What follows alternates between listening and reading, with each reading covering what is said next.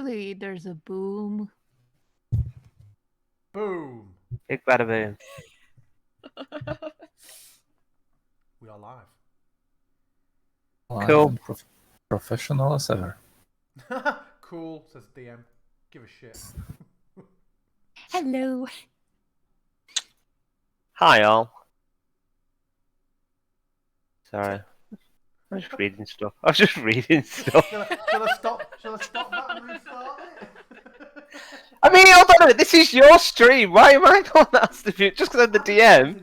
You're the streamer. This is your bag. You can do the introduction. They can see your face. We can't at the moment because. Oh, yeah. Because you're nomming. You're going to have the nom-noms. Hi, all. Welcome to, apparently, Kinda the Frostmaiden. What's that? What's what? Kind of a Frostmaiden. That's what this campaign's called, isn't it?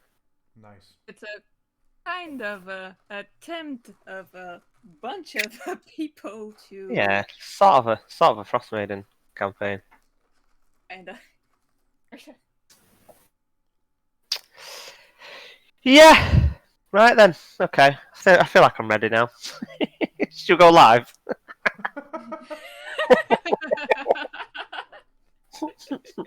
Dungeons and apathy. We are playing. This is our best opening yet. Does that hit DM? Don't even care. Doesn't matter. So, we should probably mention straight away that we are down one player this evening. We do not have Letitia,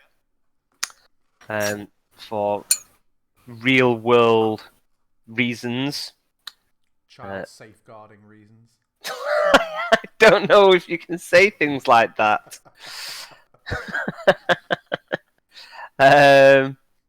So it's just down to the remaining three, and we'll see where we go. I had some ideas, some plans. Some will be slightly redirected, but it shouldn't be a big deal. I think we will always try to continue the game if there are at least 3 players, and we are at a point where it's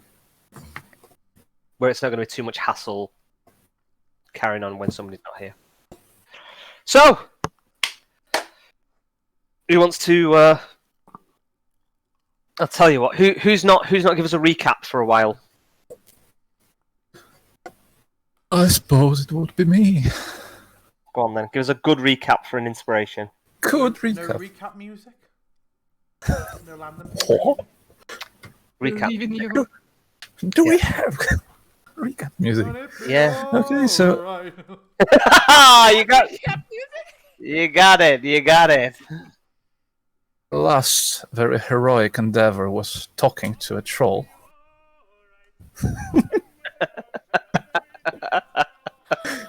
Oh no.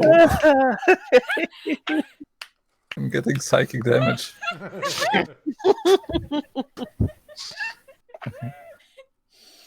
No, Go what on. you're hearing now are Oh, come on. Eileen's nightmare moments. You're hearing Where- her nightmares. We are recollecting a very epic moment of talking. Okay, go on. Over Yeah, to you. Yeah, so we have pacted with Frostbeard the troll, who the scourge of the north, as it were, who apparently not even allied, but lives together with a little white wormling No judgment. spawn of Arvea Turas, something like that. Not Mm-hmm. of a dragon with a nearly unpronounceable name, who we shall call Arvi from now on. Sure. Torak.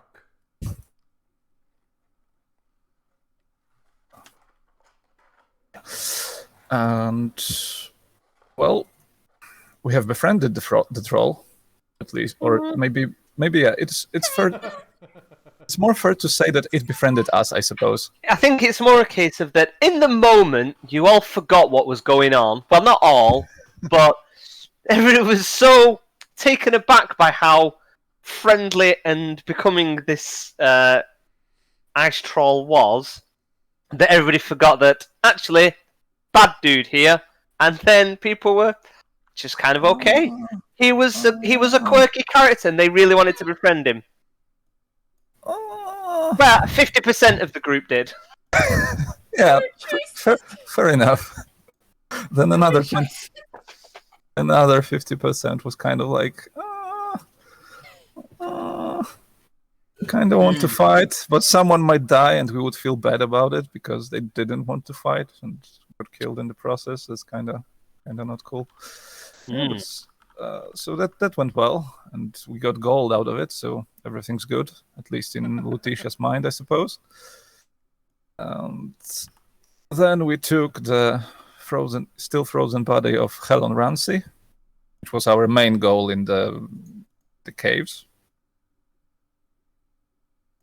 and left the icy caverns after clearing it from all the pests that Frostbeard might have had before. They probably annoyed him, so we helped the troll a lot, I'm sure. Also left him some good food in the shaped.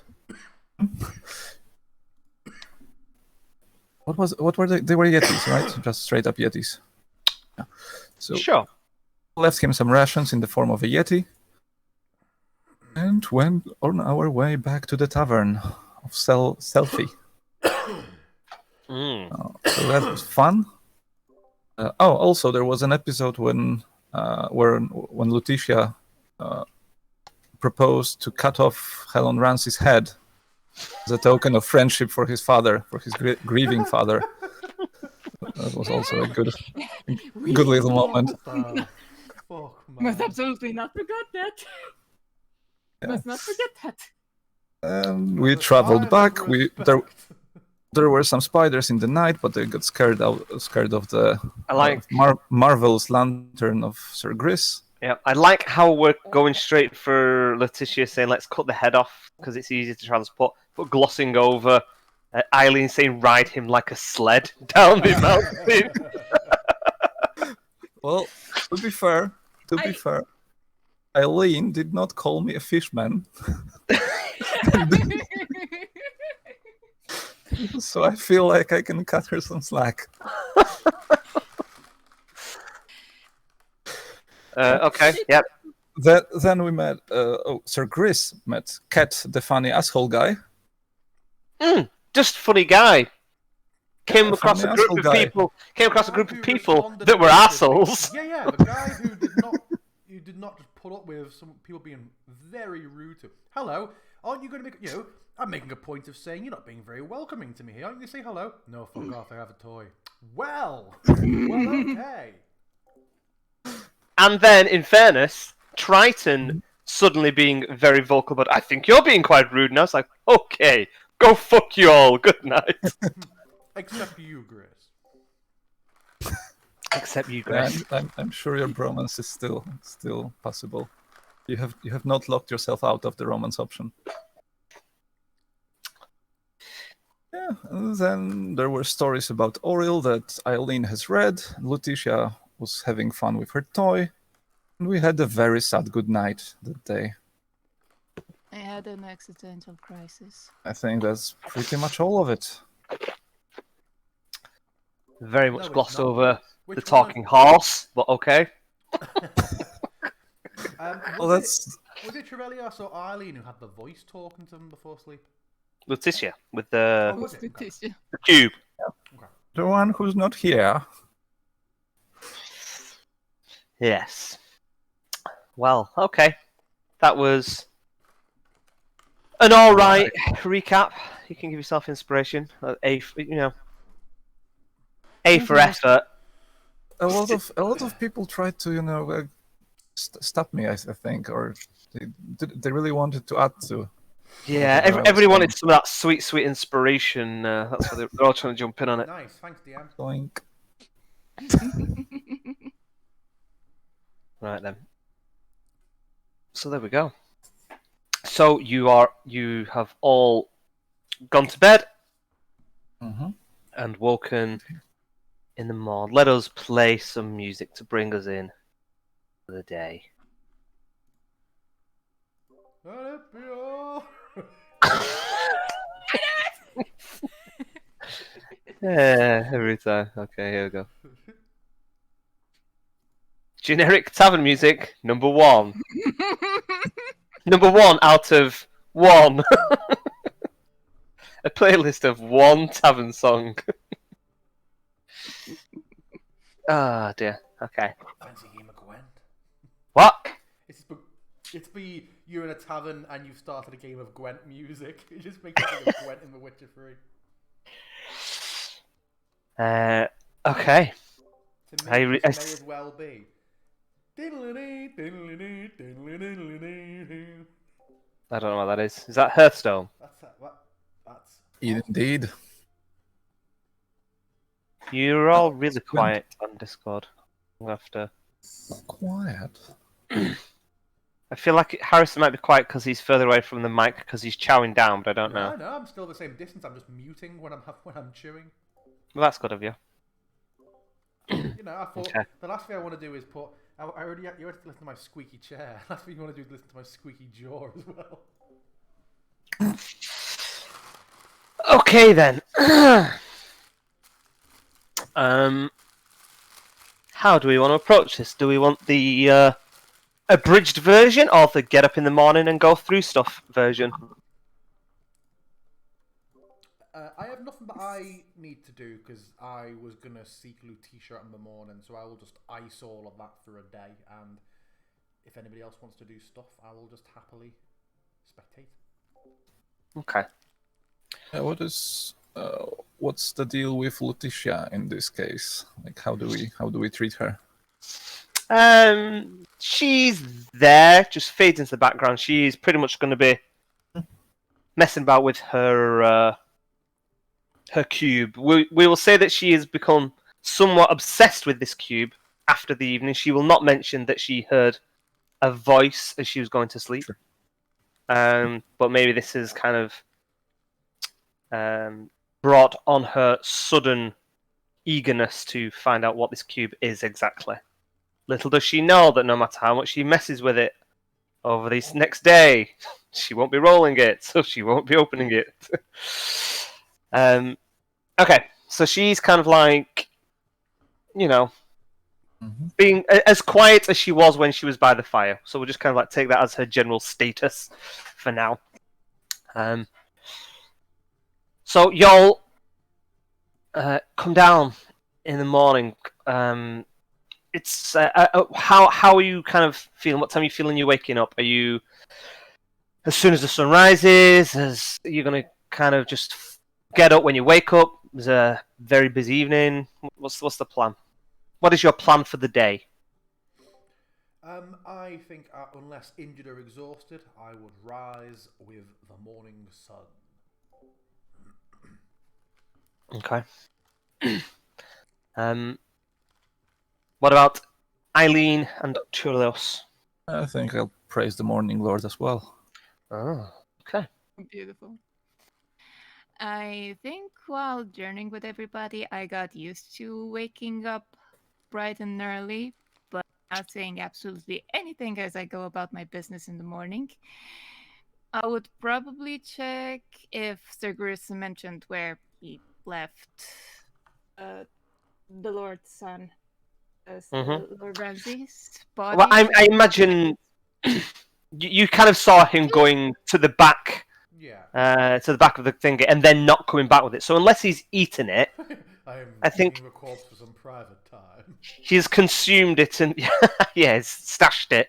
Fair to say that you're kind of aware of where it is, or he would have told you. I don't think he'd have said it.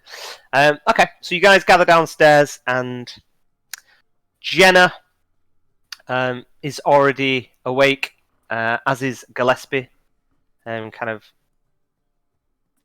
floating around from the front of the bar, getting some food ready in the kitchen. You come down, and you can smell something quite pleasant already on the cook this morning. I will say that Sir Gris, your expert nose can pick up that there seems to be some millet porridge that is Millet being porridge. millet porridge. Is that all right with you, or do you not want millet porridge? I've never heard of millet porridge. You've never heard of millet porridge? Must be a your area in the UK thing. I think it's just very much a different way of making porridge. That's all. It's ready brack, isn't it? there's just some nice Redebeck being made. Okay, so it smells good. It's kind of stodgy porridge, breakfast, and a side glass of warm goat's milk, if that's your bag. That is what is on offer today. I'd give it a try, but have I seen any goats around this inn? No, you've not. Arto's looking smug this morning. You should be brave. So food is there, and Jenna kind of like looks fresh-faced, like she's had a few days of rest. Leisure time, we'll call it. Maybe not rest, but leisure time. And Really rejuvenated. yes, and she is at one of the stools at the bar. This, the fire is on a slow burn. It's not fully taken yet. It looks like it's only recently been lit on the other side of the tavern, and Gillespie is kind of like moving back and forth in and out of the kitchen, and Jenna gives a tip of the head to her and says, "Yes, good to see you. I believe you got back quite late in the evening last night."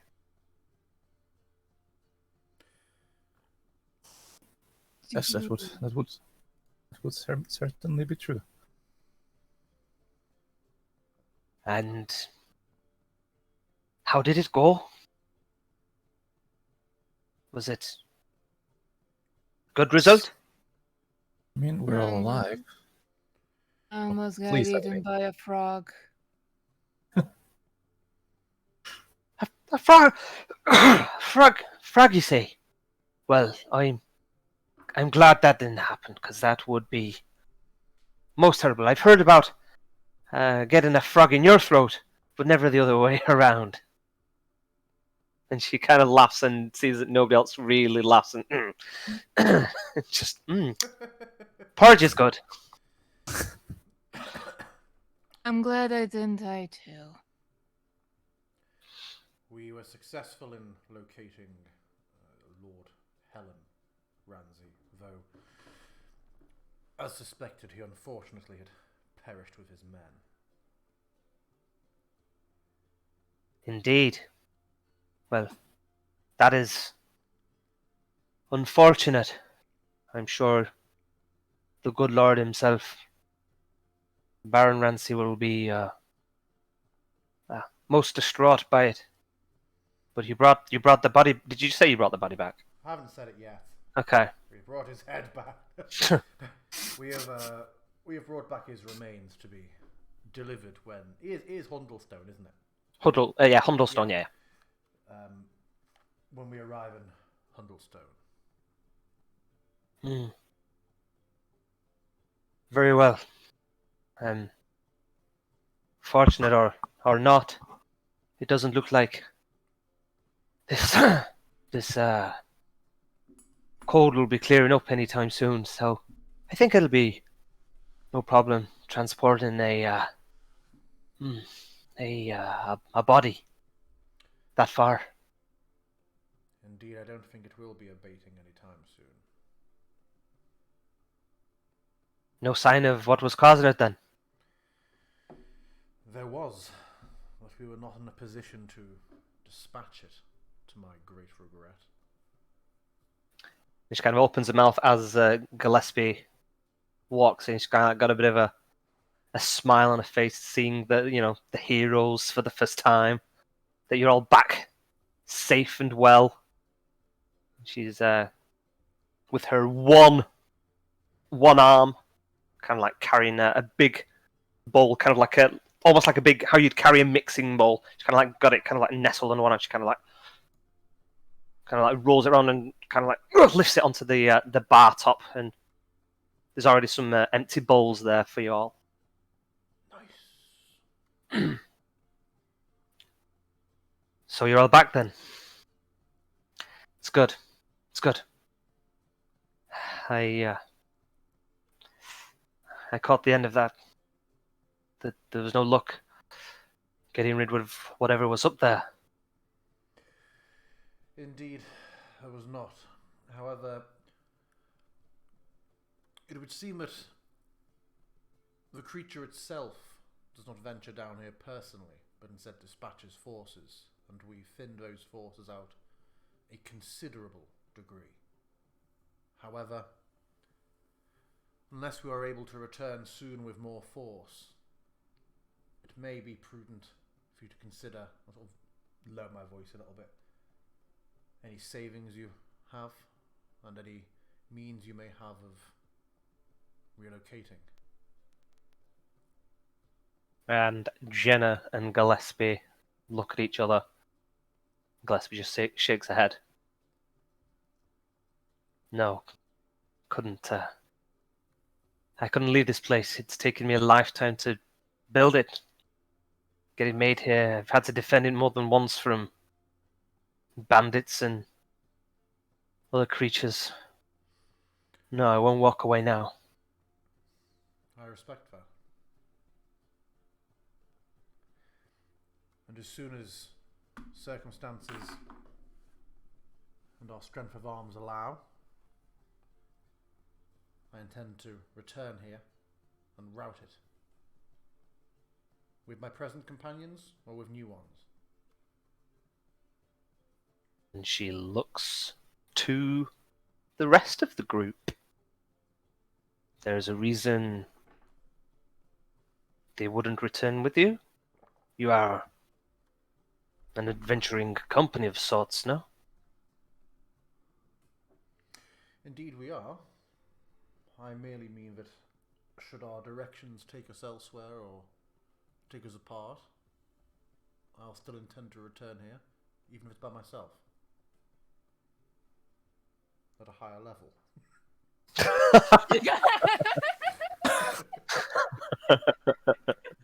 Just gonna go, guys. I'm just gonna nip back. Just gonna go on solo. Frostbeard. It's gone grey.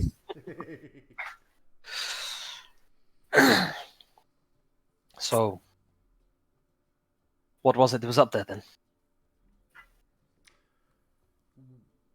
We didn't think know out of character, did we?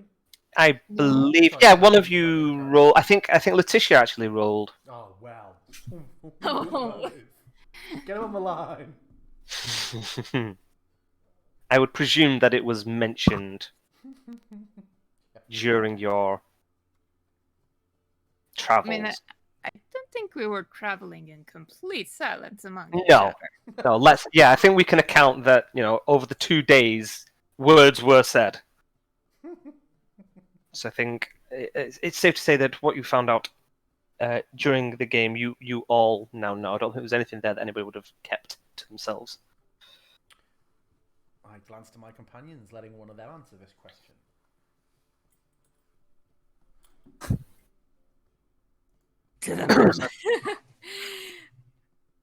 Frostral. To be fair, I am looking like I am half dead at this point in time, so I'm just replying with a nice troll. A piece of work. Yes, he's a tiger. Is it a tiger? I'm looking over at Turiel's. Oh yes, How was that it was. cat? I do believe that it was a tiger indeed. Did look a bit out of place, though. But apparently, it's not so uncommon for the beasts to hunt alongside yetis. Oh yes, put a tiger to the list. Yetis and tigers. And Yes, ice trolls. led by an ice troll. And there was a young. The tales were true, and there was a young dragon as well. Very small one, a wormling, I believe they are called. But it will grow, surely. I'm afraid we did not manage to slay that one as well. By the sounds of it, you were all lucky to actually get away. I mean, the thing might still be up there. No doubt it will keep coming down, or sending its forces, whatever it's got. Hopefully not for some time if you've thinned the herd, like you say. And I hear you recovered the young lord. That's not nothing. That might go well. And you've at least got information that you can take to the Baron. And she's kind of like nodding, and she's kind of like saying it almost like she's convincing herself like everything's going to be okay. Like, yeah, this is fine. This is fine. And kind of like Jenna kind of like lean, like kind of like holds a hand out, and like kind of like you see her just kind of like take a hand and kind of like squeeze it a little bit. It's like, it'll be okay. Don't worry. The Baron look after you.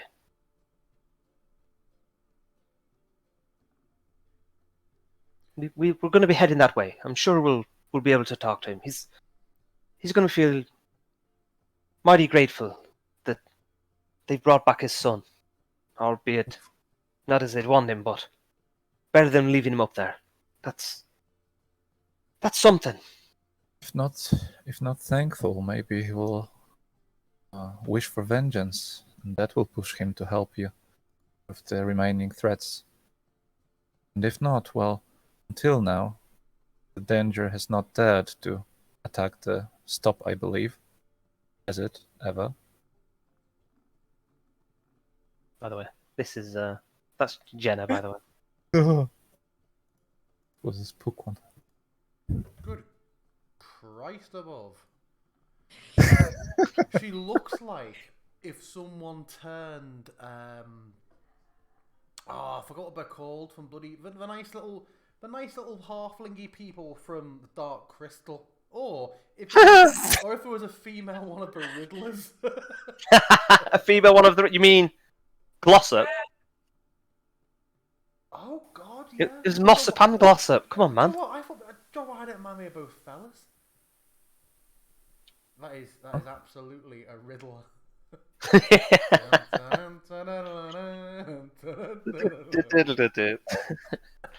These two are just like, what? Who is this? The artist? Someone you know? No way. Okay, shite nostrils in that case. It's a Daniela Westbrook of the Shire. No, it's art generator, so it's not somebody that's drawn it. Look at that schnoz. Well, we grew to love her, nevertheless. Yeah. This is all in character at the table. My God. You're so ugly. This is it. So I showed the artwork. First time I looked closer at your face.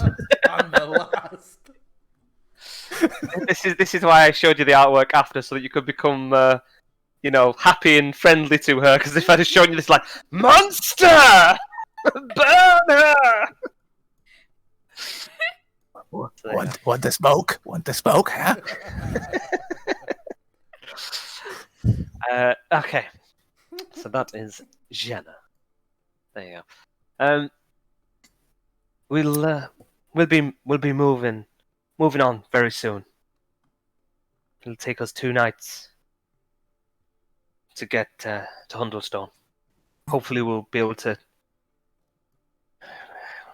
reach there. Just one stop on the road. Hopefully, the snow seems to be getting worse, and it's a little bit thicker from here to there, but I'm sure if we travel at a good pace, we'll get there.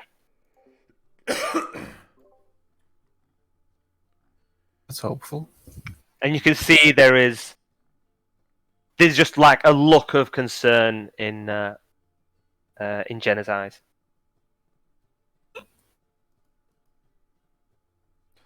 I'm sorry we haven't left you with reassurance in the short term. You should just come with us to Hundlestone. You and the boys. No point you staying out here all the time. And I can come back with you this way, and we'll bring some more people. You can't stay out here on your on your own. And Gillespie kind of like slowly retracts a hand away. She's like, we've talked about this, and I will be staying. I'm not going anywhere, Jenna. And it's like a kind of like a sagging of Jenna's shoulders, where it seems like this isn't the first time that they've had this conversation.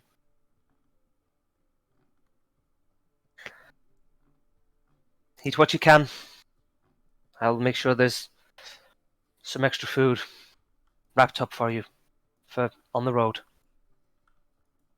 But you should be setting off soon if you don't want to get trapped by night. And she kind of like turns away and heads into the kitchen. And Jenna just kind of like looks at her porridge and kind of like stirs a spoon a little bit and then just kind of pushes it away and says, I've got little appetite this morning. I'll go make sure the horses and the wagon's ready. I'll meet you round the back when you're done. And she heads off into the very early morning, still a little dark outside, sun just rising, morn. And as she opens it, you kind of like feel the gust of cold come blasting through the doors. This is fine.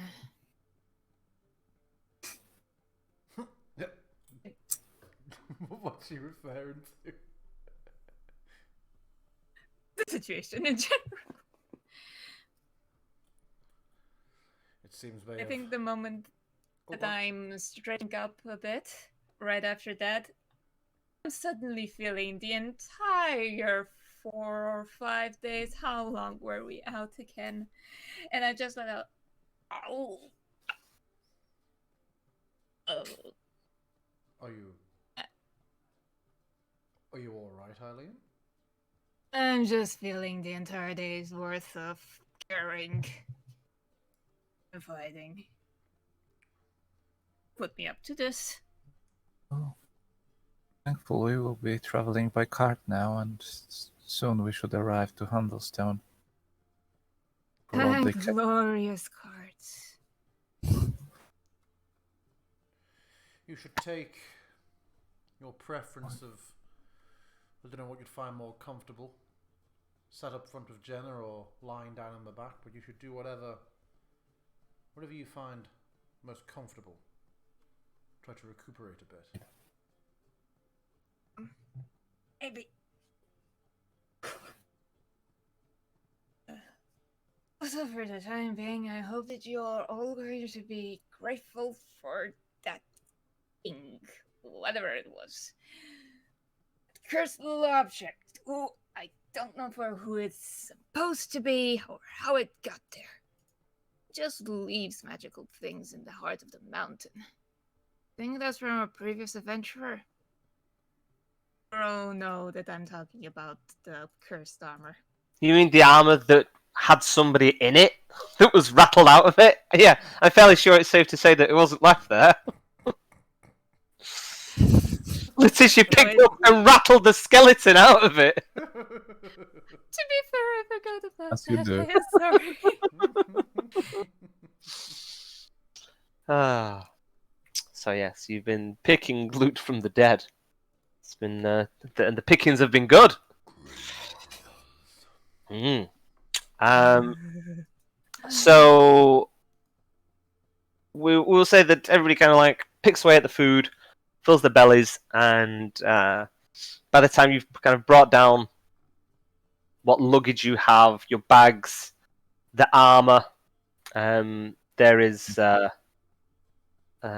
some wrapped grease paper to one side. What's funny about wrapped grease I paper? was waiting to be like, it's a wrapped grease paper full of porridge. Just like, what the fuck? Just dripping out everywhere. Oh, fantastic, fantastic. And Gillespie tells you that there's some sausages in there that'll be good for on the road tonight, and some sliced turnip to hopefully give you guys a little bit of comfort whilst out in the cold. And I will try to pass her a gold. Just thanks for that. and she takes it and thanks you kindly for it. And okay, the wagons are loaded. As you kind of step outside, the wind is wicked. The snow has started coming down pretty heavy overnight. Carried on from yesterday. Doesn't seem to have eased up much.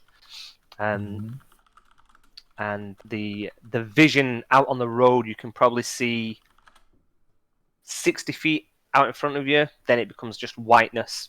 It's going to be difficult travel, but fortunately, Jenna doesn't seem overly concerned about it. Yeah, she's travelled the road enough. She could probably travel it with her eyes closed. As you step out into the courtyard at the back where the stables are, Sir Gris, you'll note that Ket, his horse is no longer there. Oh, okay. He's obviously left early or late. So it would seem. And doesn't seem like there's anybody else around. And you curse the day that that young Arto didn't give you his story. I'll be coming back for that. Which room's the in? Boom! Door.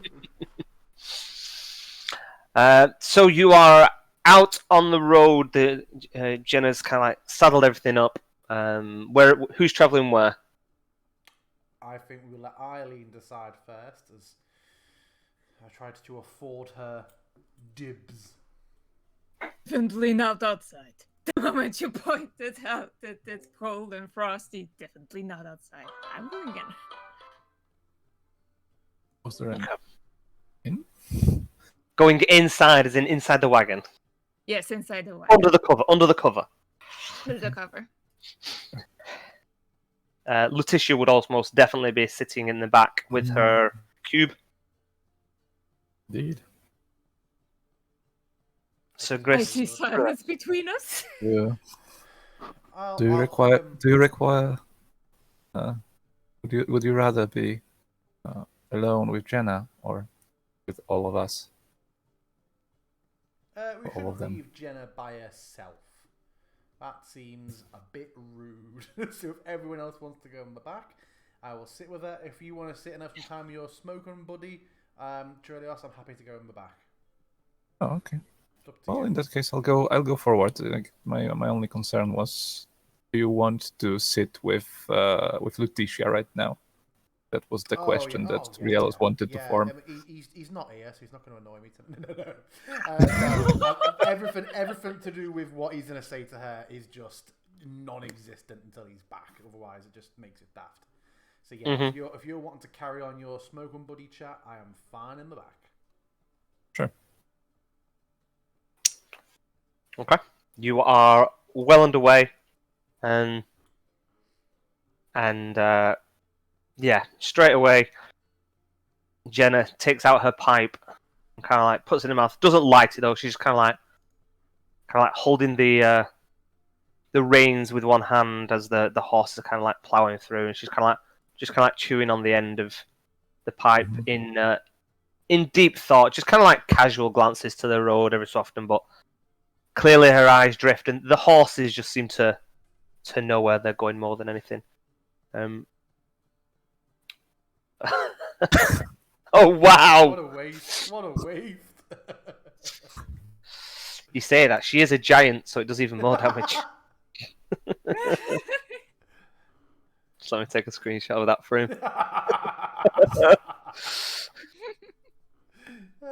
Poor guy's gonna just be like, "Oh, am I not going back?" You should for next week temporarily just change the ownership of Lutetia so when he logs in that you have no characters available.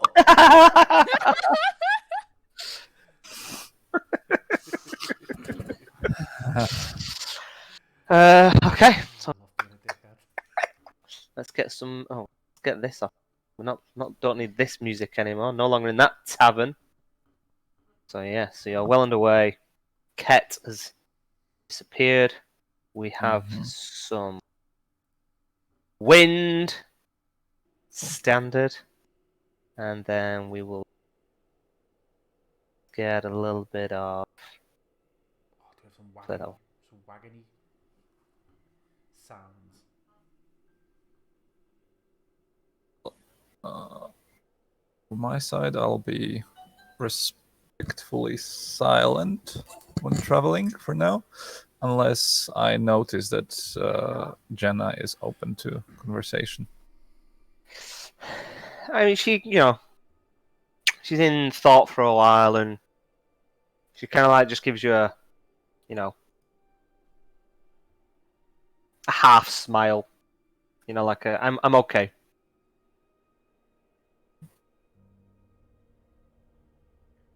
So if there's anything you wish to say, then by all means, feel free.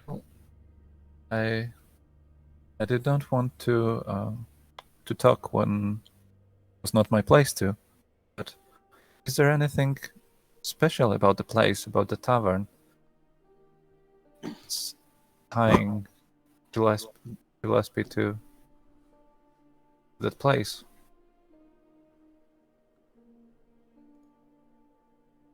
No, nothing like that. But she's been here for a while now, at least 10 years, and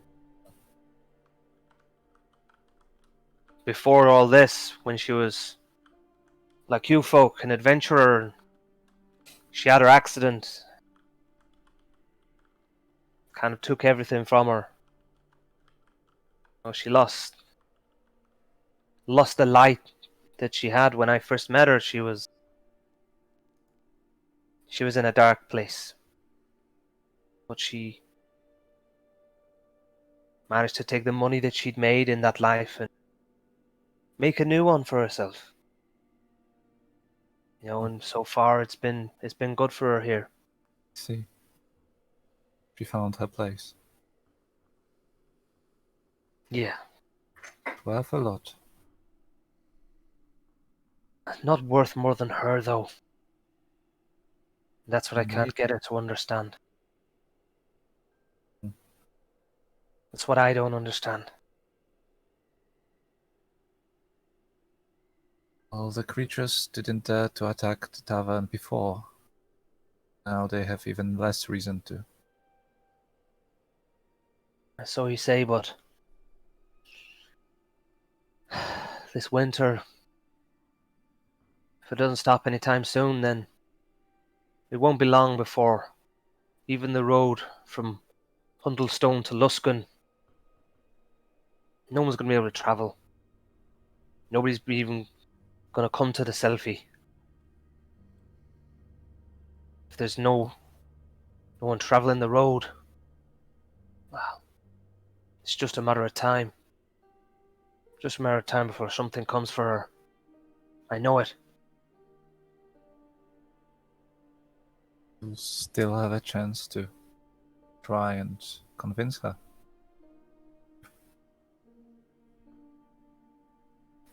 Are you traveling back soon after leaving us in Hundlestone?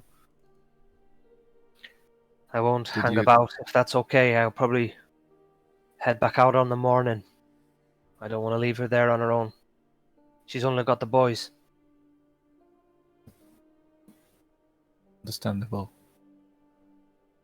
I do believe we'll manage. So far, at least.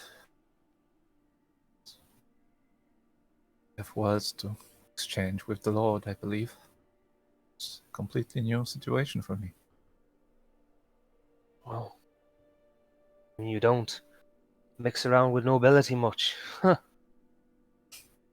Oh, I did, actually, at some point. But not like this. Not while not being one of them. She kind of gives you a little side look. Well, aren't you full of secrets? Well, the Baron's good man by all accounts. Never dealt with him myself, obviously, but he does what he can for the people. He's done well to make Hunterstone what it is. There's trade that flows between 10 towns, and then the outliers of Ironmaster and Fireshare. It's an important place for something so small. This winter has made it hard. Losing his son, well, that'll have made it harder still. It's been a few weeks since I've been up this way, but things were getting pretty bad already last time I was here.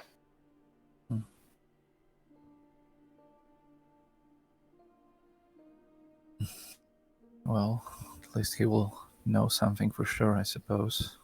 Not knowing is worse, I think. Sometimes I'd agree. Sometimes ignorance is bliss,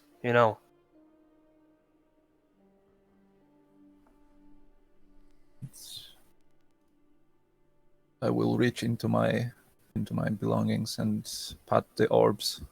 Orb, I suppose. Mm-hmm. Hold it sometime. Are you doing anything with it, or just holding it? No. Okay. And she kind of gives it a little look as you take it out.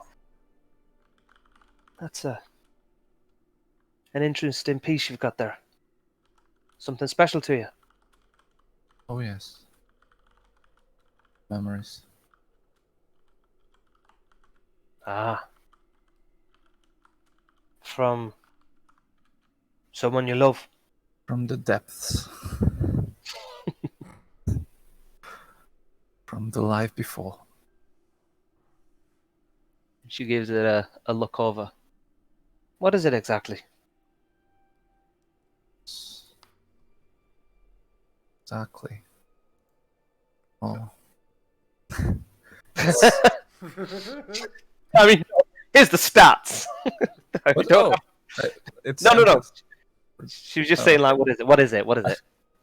I was sure it just went because I clicked on the absentmindedly on the item in my inventory.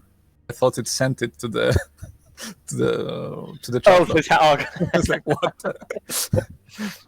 Did it do that? Well, it's a trinket really at this point. It's a communication device of sorts, but it's pretty much useless right now, since the other side does not move. And she kind of looks at you, clearly confused, but kind of like just gives this smile that feels like it isn't necessarily something you want to necessarily get into. It's just kind of... Yeah, I'm not going to show how it works, I suppose. So, fine, keep your secrets. And she's like, just gives a nod. Have you seen my lantern? Smashes it in between them both. As bright as he can. Ah!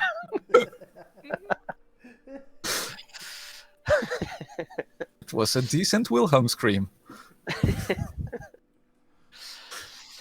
Okay, well, I don't know. I suppose we'll continue traveling in this solemn atmosphere. I'm not saying getting it any more upbeat for some time. Yeah, it seems like everyone's got something on them. Well, as Letitia is looking Obsessed. Yeah, looking obsessed through her puzzle cube, and despite my best efforts, Helen isn't much conversation. Better than Letitia. I looked at. No, it's a better conversation, not better company. I looked to Eileen. What is Eileen doing? Up until this point, I was struggling to read, but putting it down every couple of bumps in the road, then pulling it back up again, and all throughout, you're hearing me go through a couple of tunes for kind of changing my mind, like I'm trying to remember a song. You can tell that I'm trying to keep myself distracted. Are you trying to remember the song? Yes. Because I still don't know exactly what tune with this will go with these words. So you've got words to a rhyme, and then you've got a tune that your grandfather used to sing to dying children. That you didn't know the words to. You only recall hearing it through closed door. From what you remember, that's kind of like just like a pang of nostalgia, like a vague peripheral memory that you can't quite grip. So I'm just going through the memories.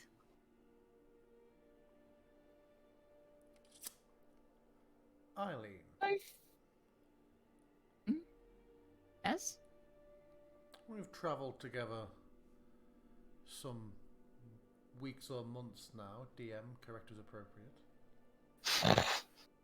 Let's say weeks. Maybe a month. Maybe a month. Why do you not remove the mask? What do you conceal? At this, I just kind of shrug at you. And then, oh, easier for people to remember a face than there to remember a face.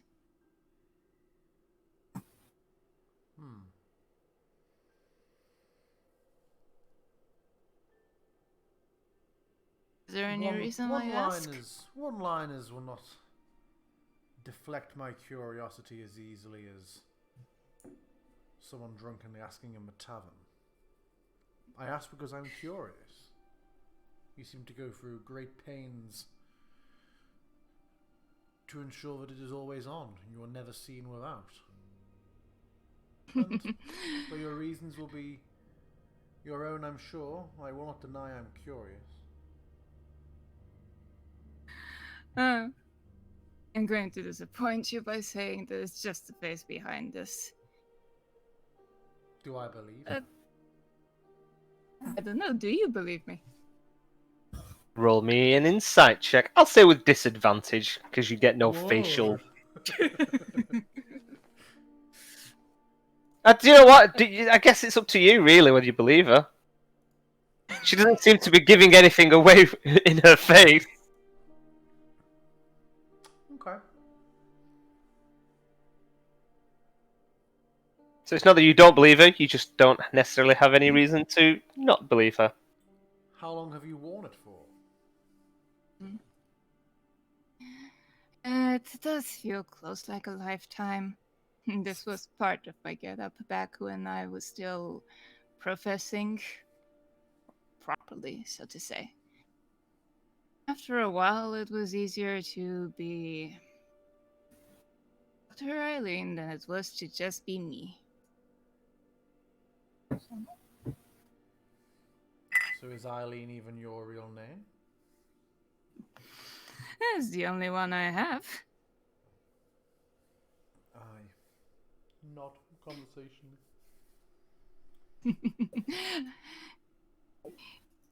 And I am laughing in real life. You do tell that I am joking with you.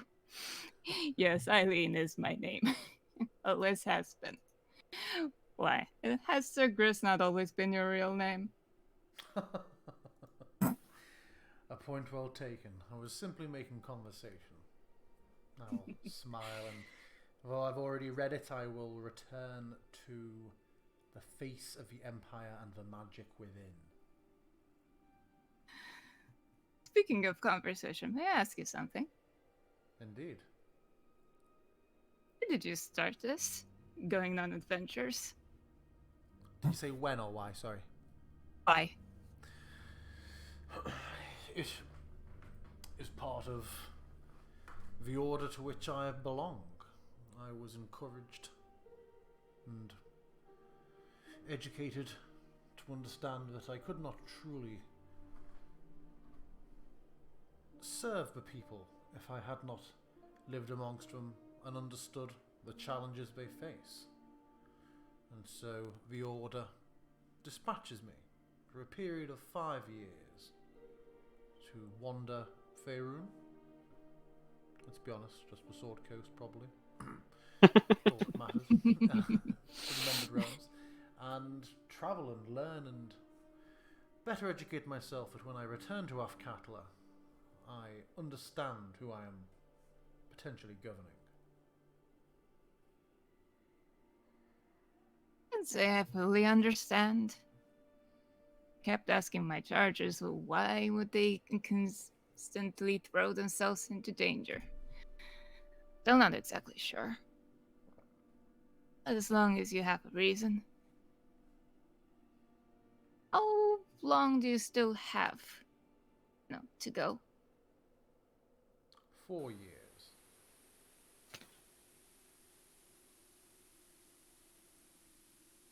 Been out for only one. Forgive me for saying, but I feel like you've been out adventuring for far longer than that.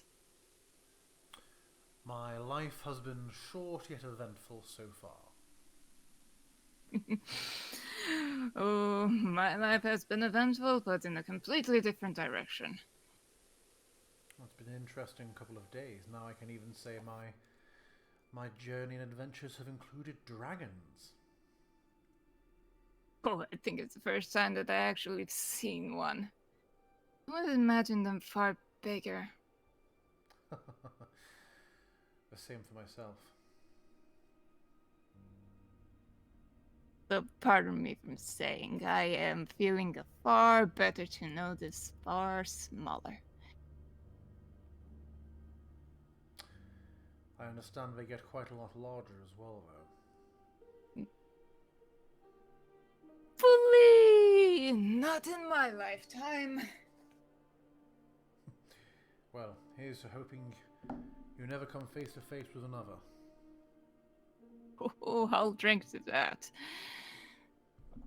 I will tip my water flask with a wry smile. I'll toast you with water as well.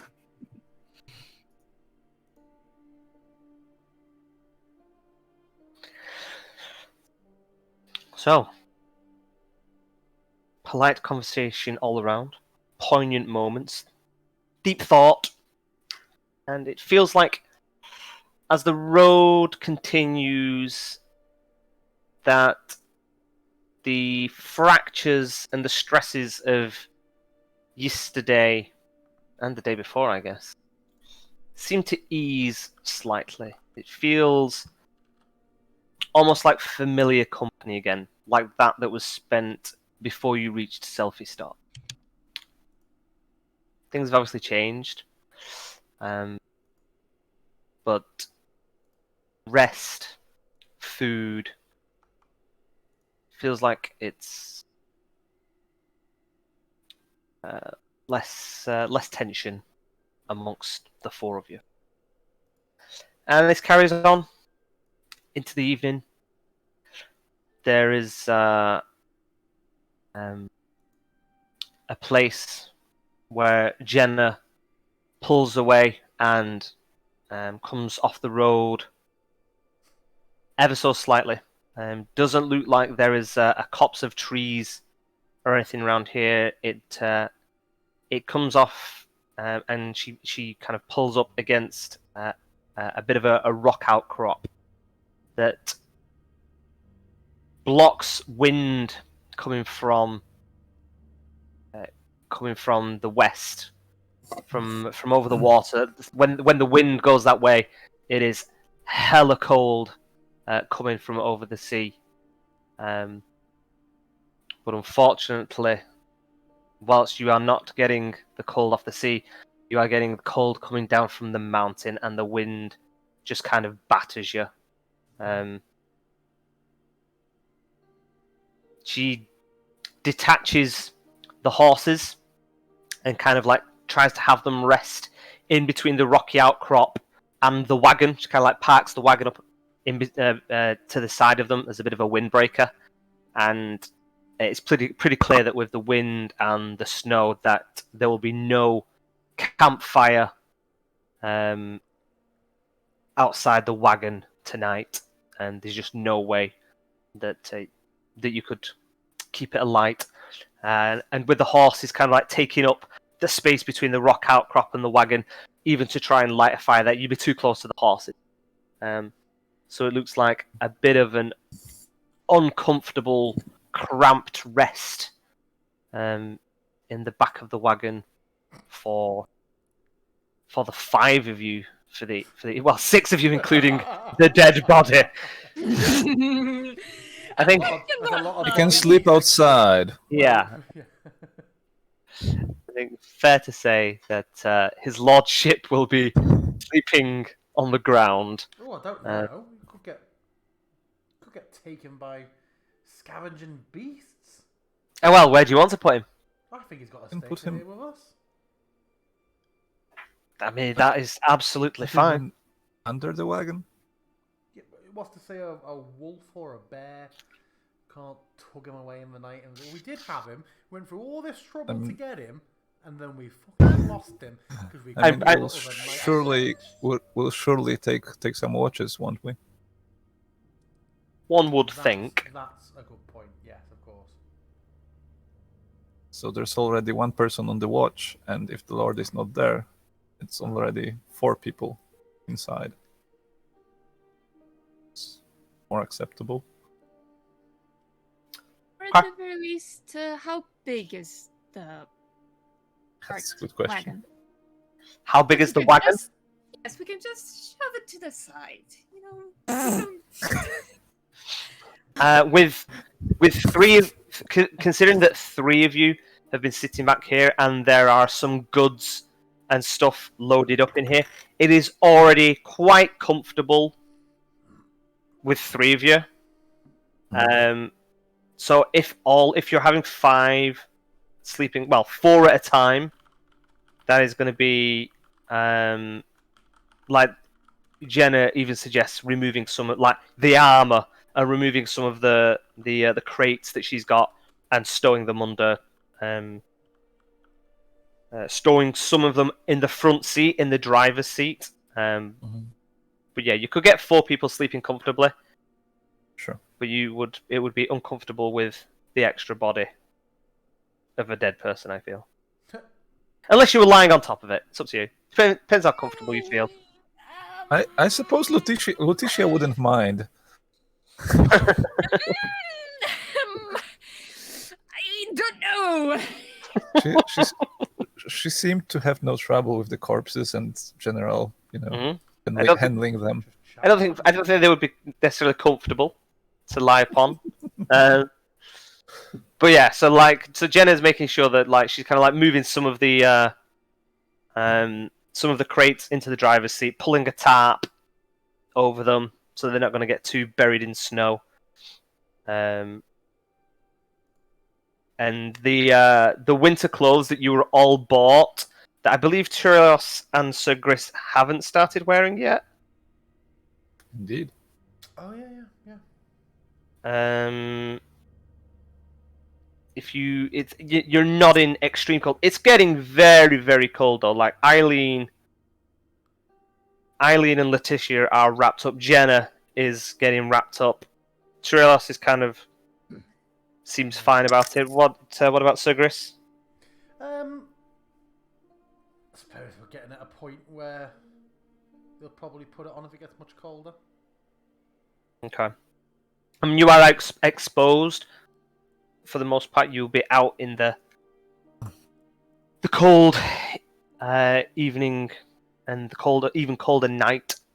Yeah, I'll don it then. Okay. So there is presumably Torelos, given his nature, isn't too fussed about the cold. The furs that are there are kind of like spread out a little bit over people and kind of like a bit of padding for lying on and stuff like that. Unless he wants to wear them, but presuming. It's fine. Still not wearing a fucking t-shirt. This guy's walking around with his nipples out. They're like rock hard. His nipples though, like coral. Like two fucking barnacles. Couple of whelks.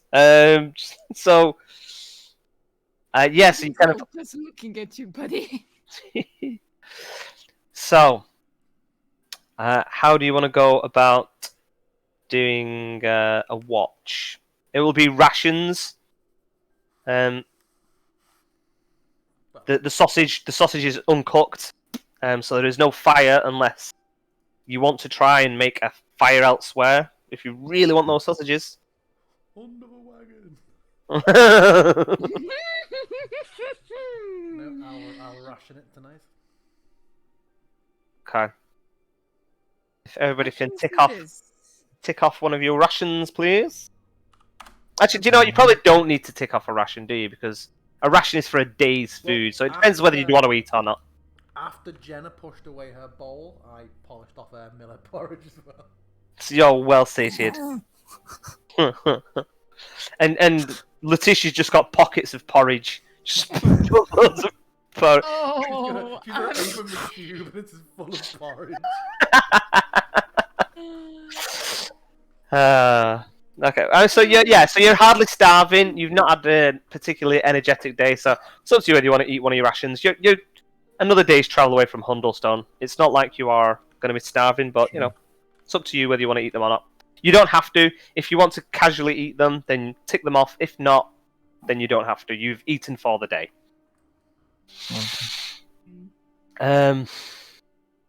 Okay. How do you want to do the order of your watch? I would like to go first. Okay, and then I can take. are you sleeping with anybody? Are you doing what? Are you doing a watch with anybody? I'll do it with Letitia. Okay.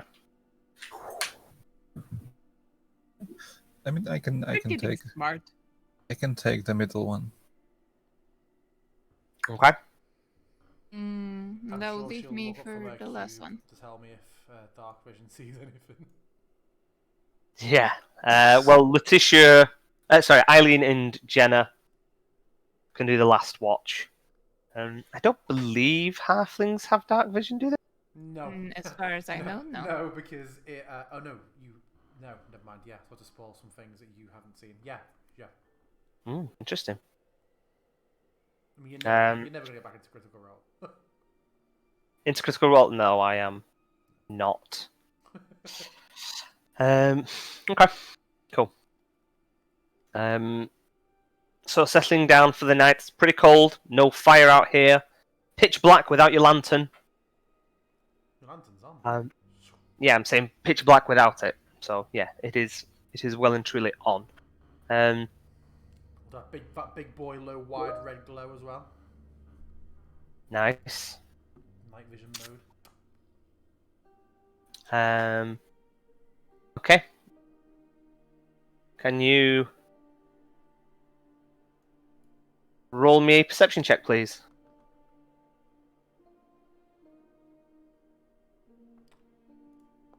Are you going to hand? You've rolled Lutetia. Cool. Okay. Oh no, maybe not. Oh no, I've not. No. Yeah, you can roll it. With advantage to account for hers, or are you going to roll hers separately? I mean, she wouldn't get advantage because you've got the lantern. So, oh yeah, I mean, if she's aiding you, then yeah, you can roll with advantage. Save doing 2. Oh, one of those is almost. Ah, fuck. Okay, yeah.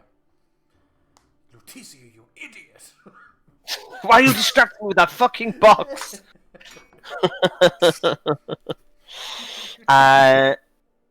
Okay. You are Dead. keeping an eye out. Can't really see anything, but halfway through your watch, you just hear the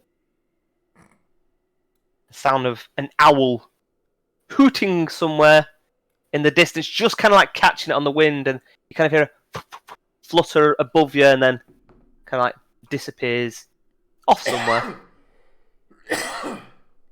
But other than that, quite uneventful. Okay. Your watch passes easily, and then you go to wake Turelios. What are you doing with the lantern? Are you leaving the lantern out for the evening? No, you can see him in the dark. I'll take it with me.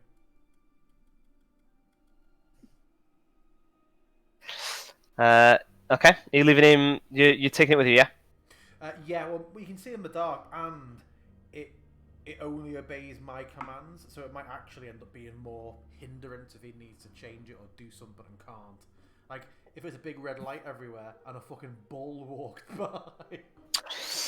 Yeah, I mean, and I'm presuming when you're asleep, it doesn't stay lit anyway. It does for me, so. But yeah, for somebody else, yeah, I'm taking it with, unless he specifically requests it. No. Then I'm taking it away.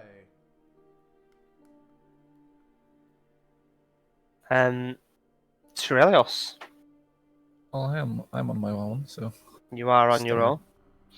Can you silently. please Unless the Lord wants to talk. roll me a perception check, please? It's a percentile. Not 20 from Turelios. That 1 from Turelios. Yowza.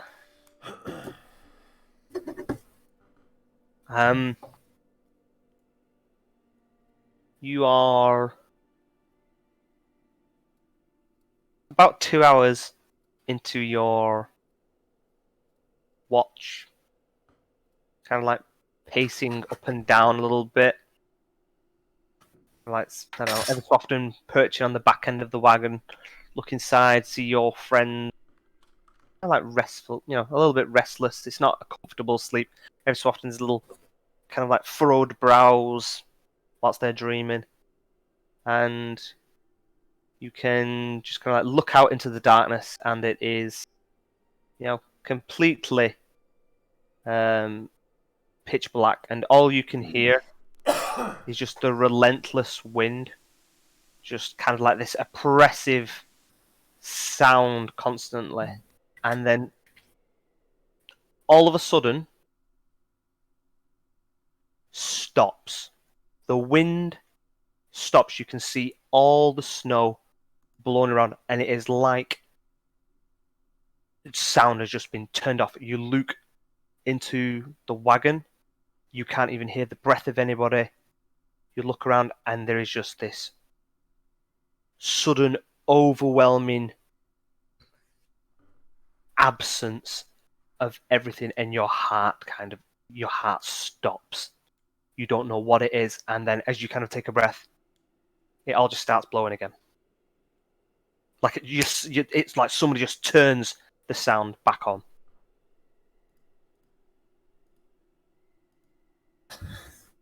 Okay. I look around. Do I see any changes? Is everyone inside? A glance inside, it seems like everybody's there. And who is the closest to the entrance? I would imagine Sir Gris or Eileen. I'd imagine Sir Gris probably slept further on the outside and put Eileen in first. Yes. Okay. Unless he wanted to use her as a meat shield. No, Letitia, yeah, Eileen, no.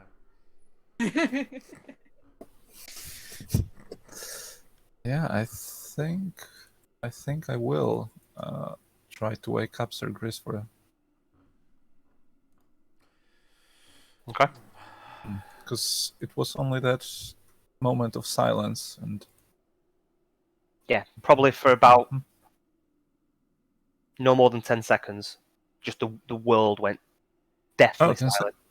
would I be Yeah. able to grab him in that time?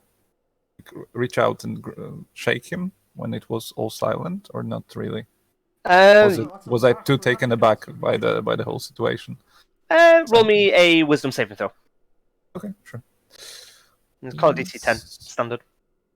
Mm-hmm. Saving. Whew. In the blink of an eye. Yeah, the panic kind of like wells up inside you as you could like suddenly hear everything disappear, and your impulse, your reactions, are to start stirring Sir Gris. I'm going to have Sir Gris roll me a perception check with disadvantage.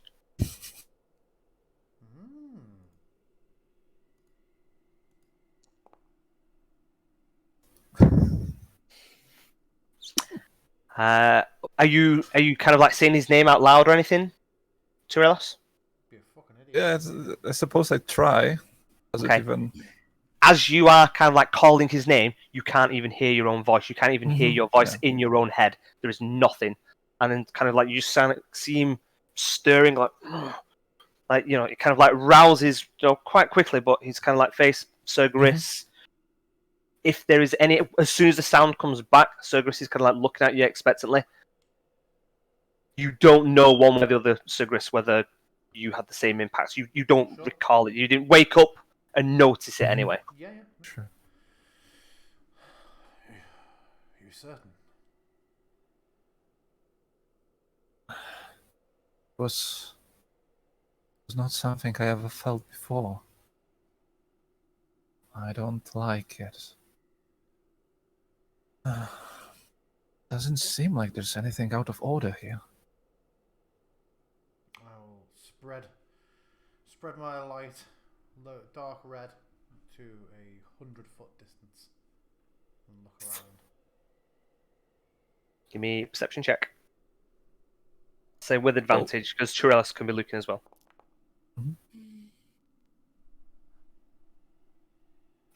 Glance around, just windswept landscape as far as your light's kind of like trying to break through the kind of the veil of snow that's coming down. Nothing in the immediate area. Horses don't seem disturbed. Everything seems fine. It could have been a lull in the wind, or Maybe. I suppose I was on for quite some time. In a couple hours. Are you well to continue, or do you want me to remain with you? Well, I think I am. I'm not sure if we should act upon it. Maybe we should move away. What? Maybe we should move. Just a little. I'm not sure. And then what if it happens again? Move again? It could have been. Could have been anything, I suppose. Well, maybe it. Sorry. Maybe at least we should double the watch. Maybe someone could accompany me. I'm not sure how we were. Eileen was supposed to be with Gillespie by our earlier estimations. To rouse one of them now means one of them is alone later, so I just settle myself next to Chirelios. It's like makes more sense for me to continue.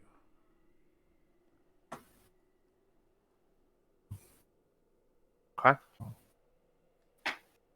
I would be grateful for that. I think it's better to be safe than sorry in this situation, since we are supposed to be in the city the next day. Better Better tired than dead. Yes, exactly my point. We continue together, I suppose. Well, I suppose you might rule it differently to how we did in Strahd, but are we going with the same? You can pull a single all-nighter before you're exhausted. Yeah, I'm not going to mess about with exhaustion and stuff too much the bad land. until we're in the Dale. Yeah, sure. I'm sure he can have been and will be able to doze in the wagon anyway. It's pretty easy. Okay, cool.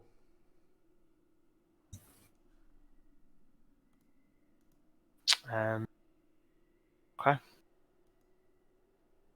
If you are both staying up, and you both roll me. Oh. When Julius goes to bed. I'm gonna be doubly anxious, I suppose. More like pacing around, trying to see if there's anything amiss. Neither here nor there. Okay, so perception straight. You can both roll me one. Mm-hmm.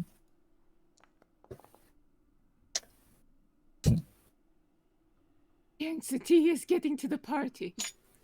Twin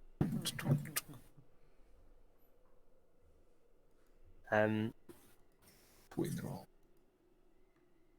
You are on quite high alert, Trelios, and you're kind of like really focused. So, Gris, you're feeling tired, but you've kind of like, the wind is kind of like taking out you. Kind of like it's hard to sleep anyway, so this is kind of helping keep awake. But nothing else happens. Watch seems to go pretty plain. There are moments where when the wind dips slightly and you kind of like feel it rise in your chest a little bit, like, oh my god, is this it? And then just wind carries on. Definitely nothing even close to anything that you experienced or you think you experienced before, Trelios.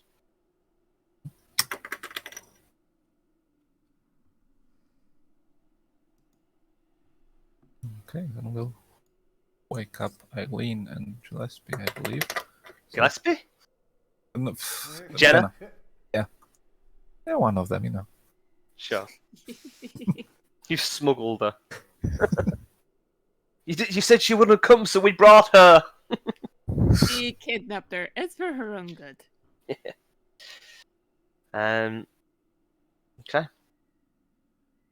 Jenna and Eileen are roused. I take one look at you and just kind of go.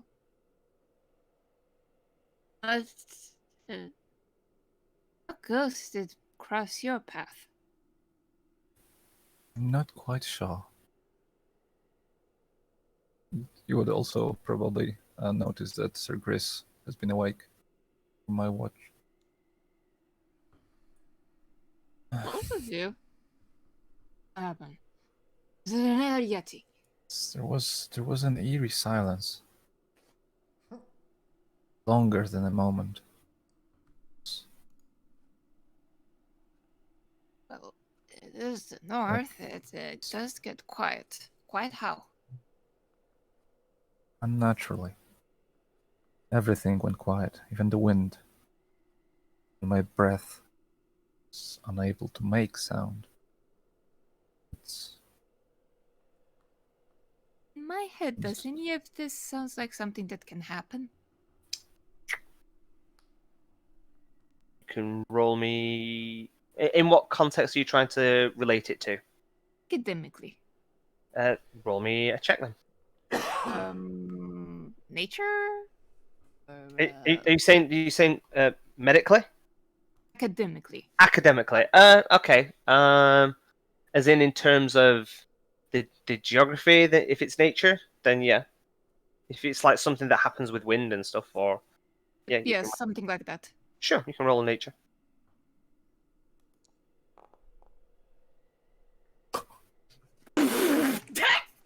plenty of the session wasted. She's the fucking child of the wind. She's the last airbender. That's why she never takes the mask off. There's a big fucking arrow on her head. I mean, the wind can suddenly drop, like, kind of right before a storm happens. You sometimes get, like, major dramatical changes. But absolute silence, that sounds unnatural. That doesn't sound like anything... Yeah, it doesn't sound like anything of the norm by any means. So it's certainly nothing that you've heard of it or experienced.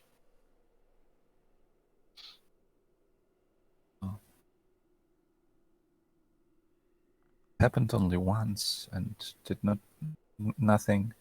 We found nothing that would suggest that anything else was amiss. Oh, I'm not sure if it was in my head or otherwise. But be careful, please. Does I not? Yes. Thank you. Put a shirt on. Go get warm. Get some sleep. Take it from here.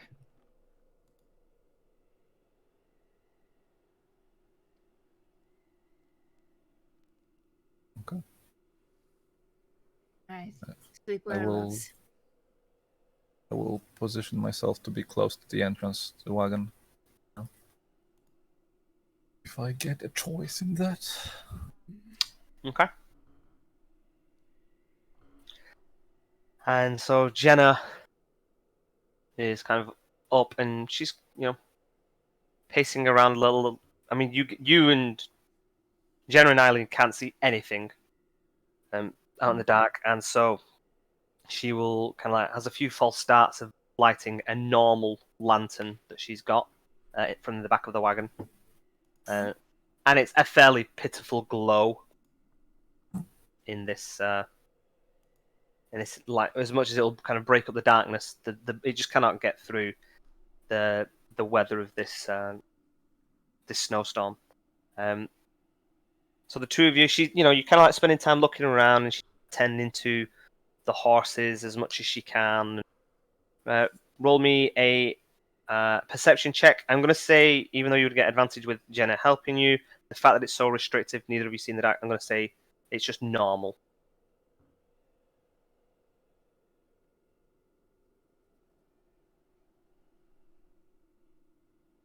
And it is. Didn't chat. Okay. The As Jenna is moving back and forth, I do want to ask her about, well, if she's heard anything about sound suddenly leaving. How's the best word it? she kind of like gives If it. I'm, she's ever... I'm presuming that the conversation you were having with Eileen wasn't in private, so Jenna's kind of like picked up on it, what was being said, as she was woken for her watch as well. And she kind of like gives a glance back to Churilas and then just shakes her head. Nothing like what he was describing. No. It seems strange, but the horses seem fine. I don't know, maybe it's just being on your own sometimes. People hear and see all kinds of things. They're out here on the road. That much I know. I've been out here and I've done these roads once or twice. Just myself, at least. Just doing the watch myself. Usually travel with some form of guards or protection. But when I've done a watch on my own, mind can do curious things, That I can understand. I wouldn't pay much attention to it. I'm sure he's... I don't reply to that, but I am heavily thinking on it.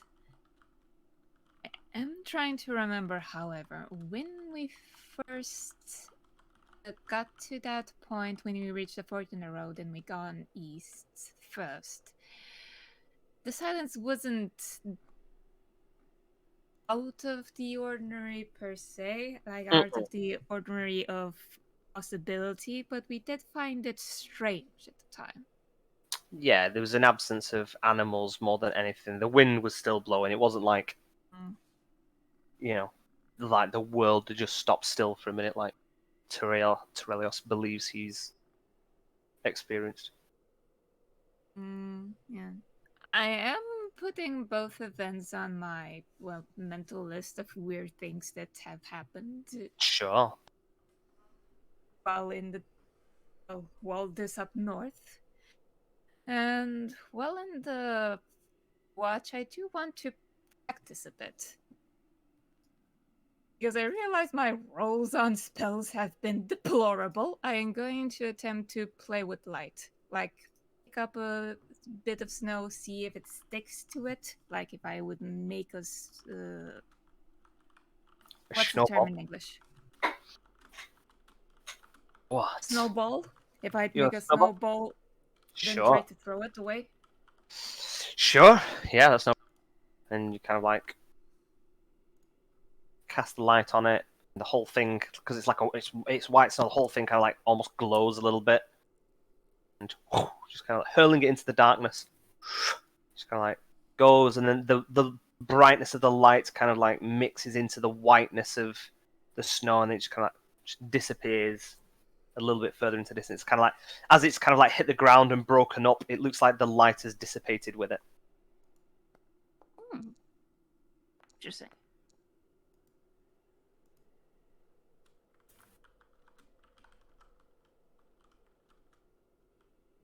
And Jenna's just kind of like watching you, slightly intrigued. Nice. It's a nice little trick you've got there. Does the frog just kind of tell her, well, this makes perfect. Not exactly used to this yet. How long have you been able to do these things? Not long, considering. Just a year or so. A year. How'd you come Yeah. by them? It's not. Well, I think a lot of things happened in my life in a short amount of time. I just got somebody's attention at one point.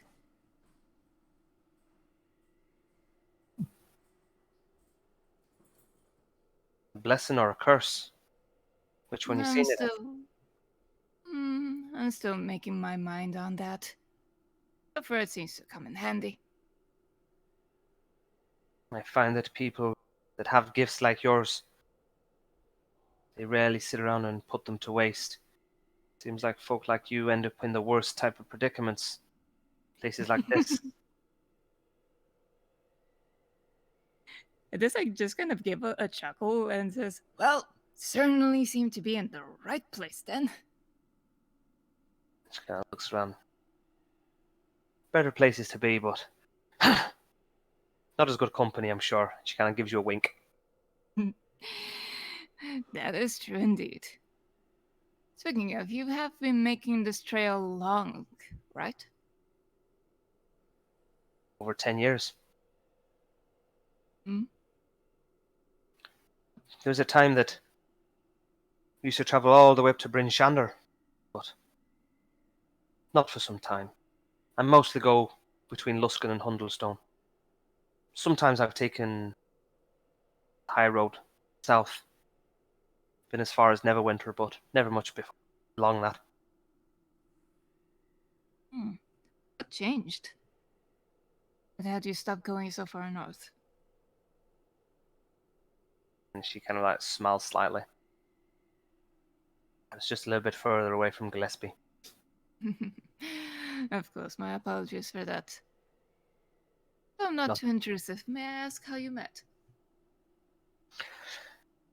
Well, I was traveling the roads, and one day there was nothing by the river. And next, there was a bunch of wagons and carts pulled up there, and somebody was building something, and This young gal was shouting orders at people. Fierce.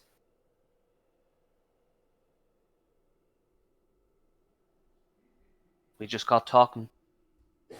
Before that, it was just such a long trek between Luskin and Hundlestone. Surprised nobody had done it quicker, but not much out here. I guess nobody was brave enough to have just an inn out here on their own. My Gillespie is.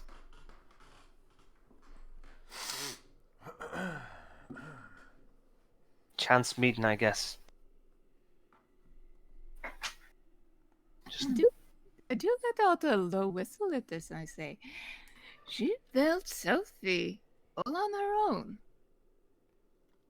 Not on her own. She had, obviously, workers and labourers coming from Luskin. A few trips back and forth from Hundlestone to get supplies and get it up and running.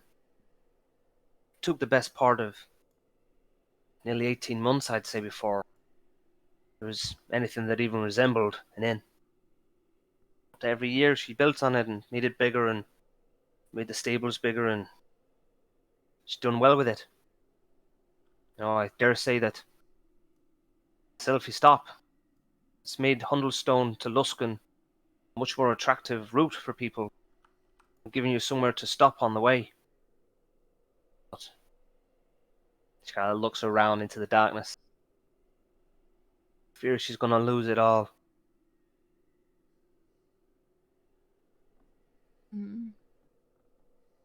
You're referring to the strangers found on the open road. Yeah. Yeah, something isn't done. It's only going to get worse for her. Worse for everybody. But anyway, I've talked and thought about that enough for the last few days. Last few weeks even. Thinking on it ain't going to do much more. Hopefully, Sir Griss will be able to get somebody from Hundlestone to help deal with the situation. But I don't know. This I just not. Well, if it helps you any, the limited experience I've had with Sir Griss is if he puts his mind to something, he's going to find a way to make it happen. Yes, right. He does seem that way. Seems like someone you can really count. That is indeed. I say, and I have I seen that she? Yes, I realistically have seen that she's a smoker. Yeah. You'll have most definitely had a wagon filled with the plumes of smoke from her and Trelios smoking away up front. Yes, I just realized what a stupid idea I was about to ask. Well, I'm pulling out my medic's kit, and I am going to clasp aside and pull out the pipe and a couple of herbs. Since I can't stop you. Since I can't stop you, might as well give you some of the good stuff. She kind of like moves forward, like licks her lips a little bit, like, what have we got here? You've been holding out on me, Eileen. More like trying to disencourage the youth. Not that it helps any. And she comes over and, what has he just got some fine tobacco or some different herbs? Got some mad herb one. Yes, appears to be. It's part of the ambitious magic box. I have no idea why that's there. And decorated with a moon smoking a pipe. From dusk until dawn, you can open the right side of the box, which contains 3 pewter stains, a flask, and a wooden pipe. So, I think it's flavorful herbs. Tea-flavoured smoke? Chamomile tobacco? I have no idea how this works. Sure. Hey, whatever you want it to be. What's your herb of choice? What do you want it to? What do you want this? Give me the description of this this herb, this leaf that she kind of like takes and she's like giving a little sniff. What's on the nose? I honestly have no idea. Just very fine tobacco. So, Very fine tobacco. Okay. at the very least, it's not wet. At the very least, it's not wet, and that's a plus in this environment. I will say then, Jenna.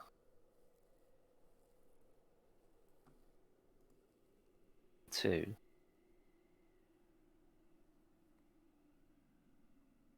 Yeah, she can roll a check. It's concerning. Did I just kill Jenna? She can't give us enough. Doesn't identify the leaf. It smells good. Feel like maybe we should save it for a special occasion. We can make the best of it.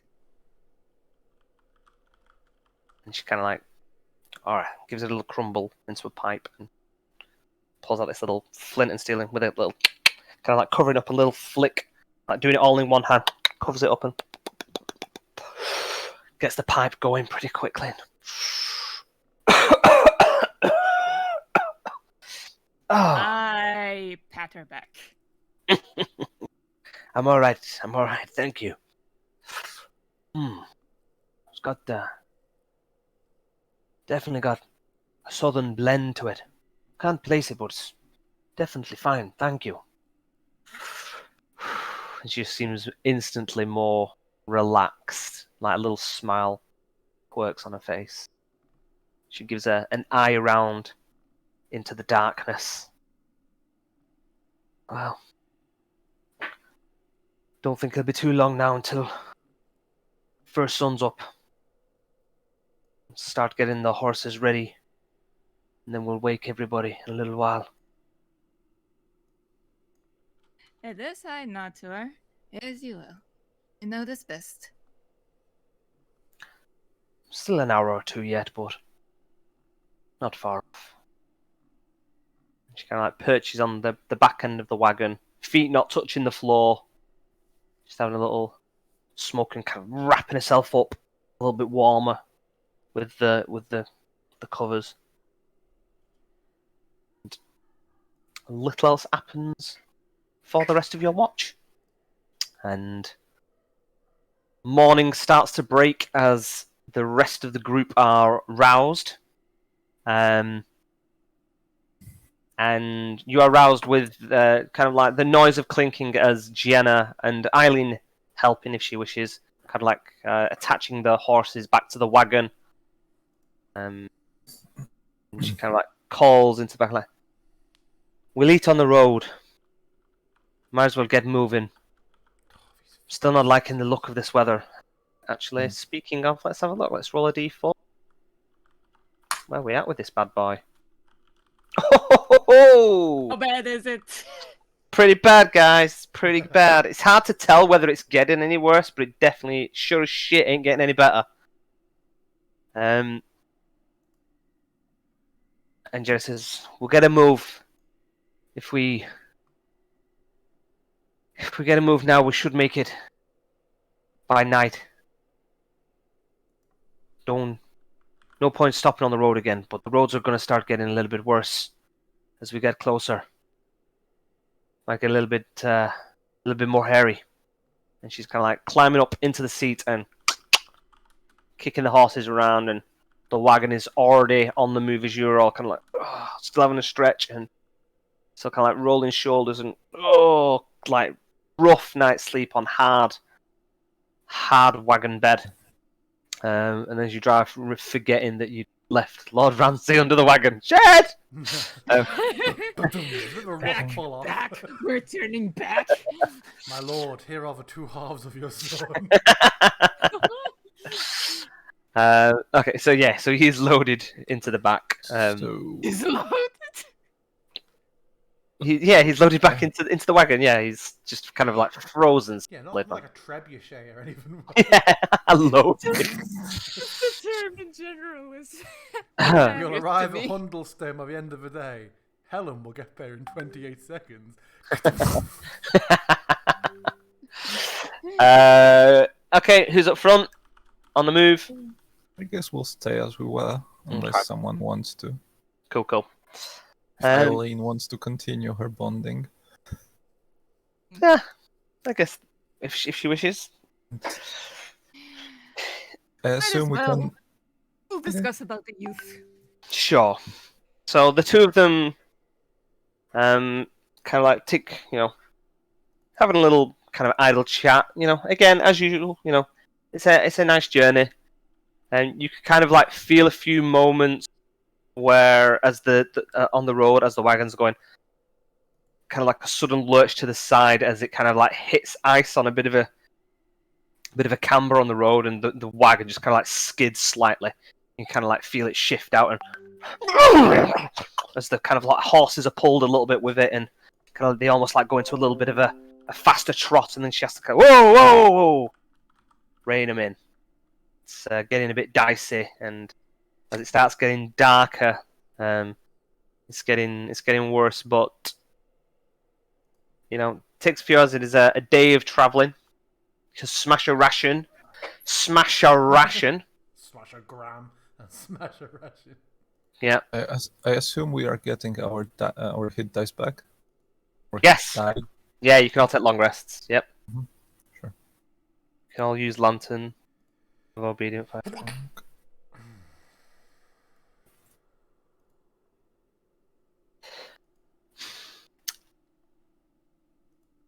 And late into the evening, you can tell it's been.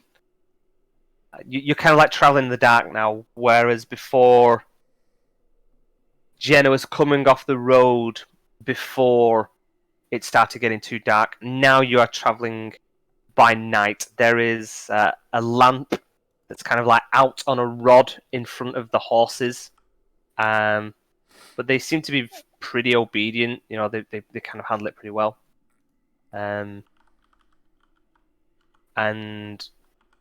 as you're going, Eileen, you're at the front. Roll me a perception check, please.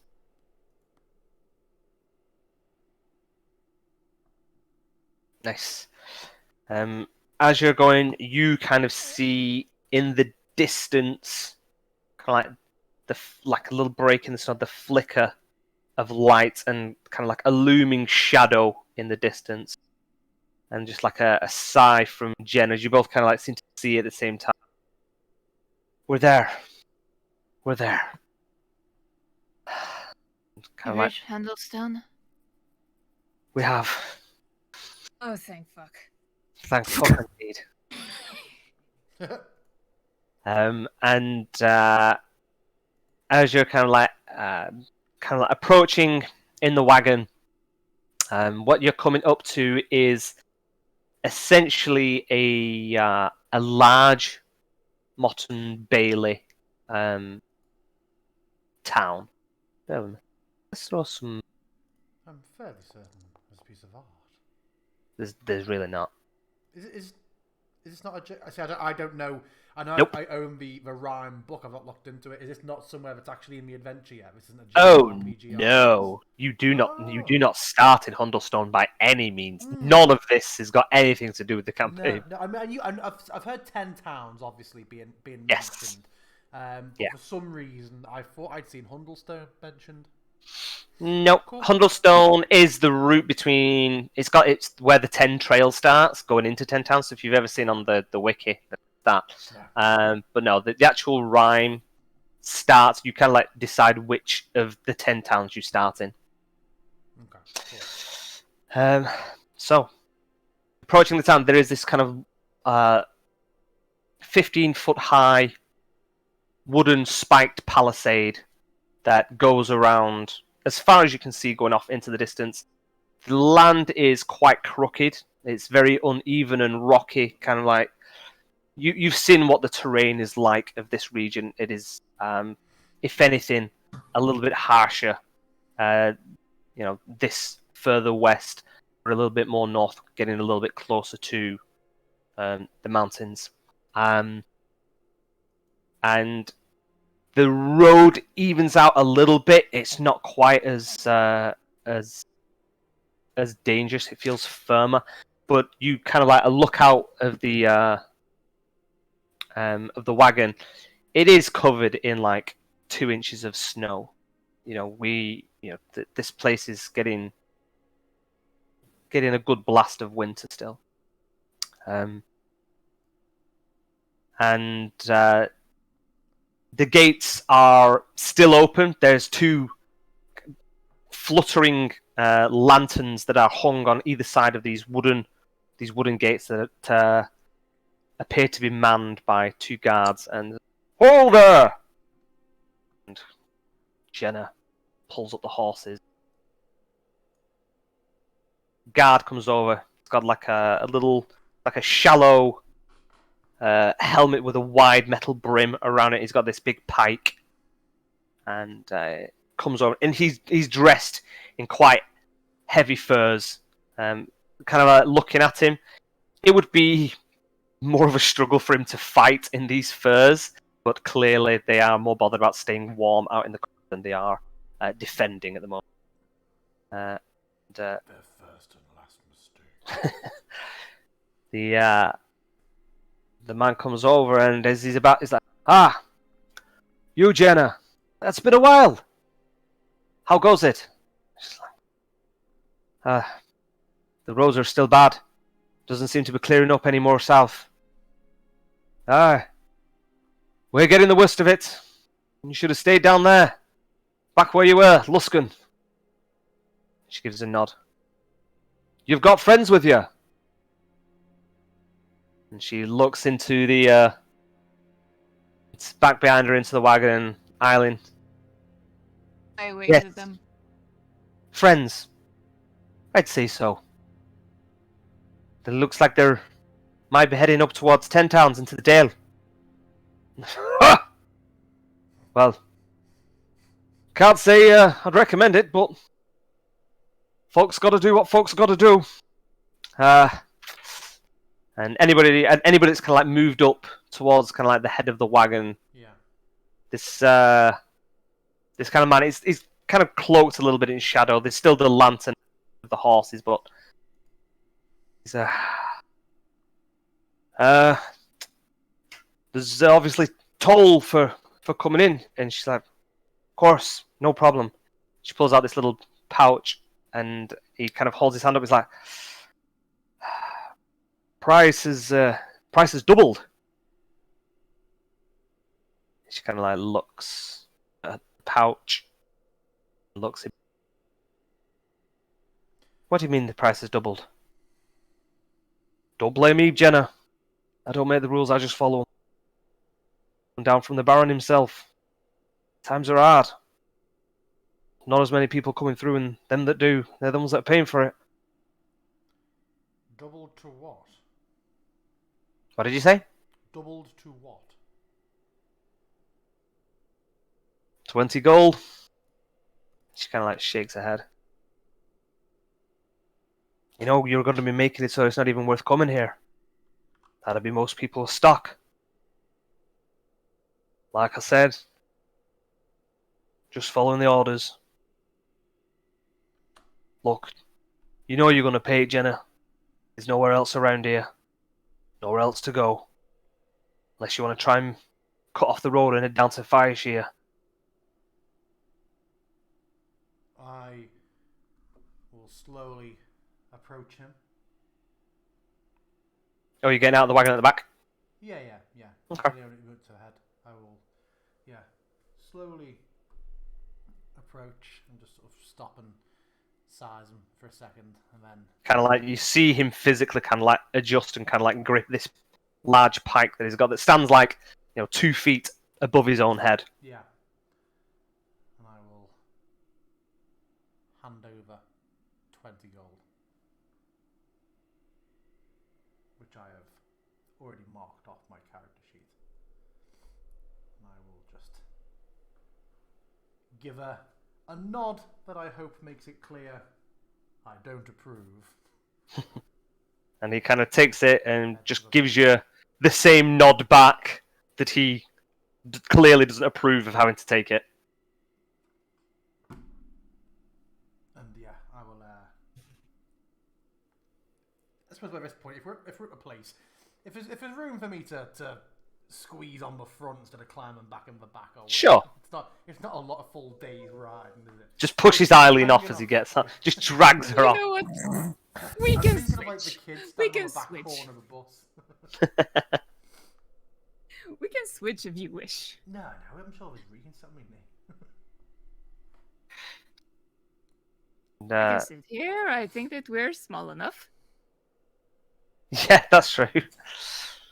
And the guard kind of like tips his head to Sir Gris as he's climbing up. Says, I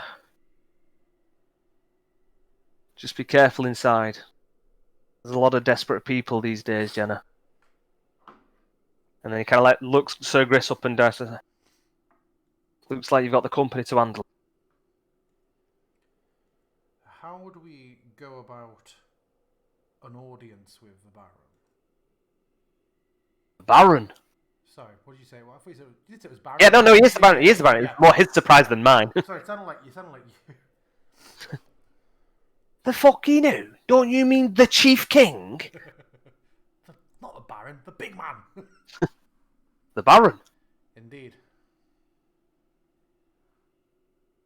I mean, good luck to you, but I if you want to imagine try, you will want to see us. right?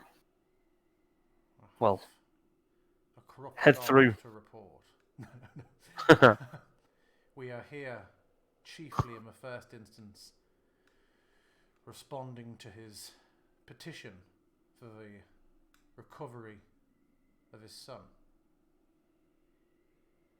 Indeed. You're looking to go and find him then? We have found him, and I will nod the head backwards to the wagon with a grim countenance. And he kind of like, as you're like nodding, you can kind of like see his smile raise, and then the grim is like, he kind of like takes a breath.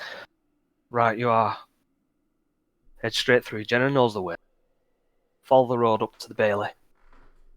Is there anybody we can ask for, or any instruction we can give to make it clear we have been fast-tracked, or I'm not going to say greenlit, because it wouldn't be such a thing.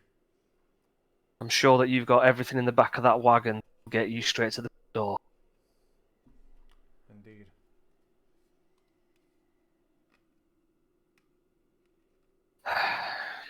Very well. And he kind of like looks around and kind of like raises his pike up. Looks on and says, fair day and fairer nights. And tips his hat again. And Jenna, fairer day and fairer nights. And wagon starts rolling forward into Mott and Bailey town of Hundle. And for those that aren't aware, Mott and Bailey is generally a central, important keep, or generally not a castle, but a tower or whatever, on a hill that has generally a kind of like a layer of defense around it, and then you've got the town outside of that with another ringed palisade defense around it. So you would be familiar with kind of like the rough layout of what a Mott and Bailey is, anyway. As we all are in real life, I'm sure. Certainly. Well, you say this. And they're obviously filled with phalangodons and fringal dogs, which you are also all aware of, I'm sure, yeah? Yeah, totally. Yep. One. So as the wagons rolling through, the buildings that make up the bulk of the town, it's all I mean, you can't tell what kind of state the roads are in or anything. It is just like hard bobbling, covered in snow and ice. But the buildings here are all very low. Very few that are higher than 2-story.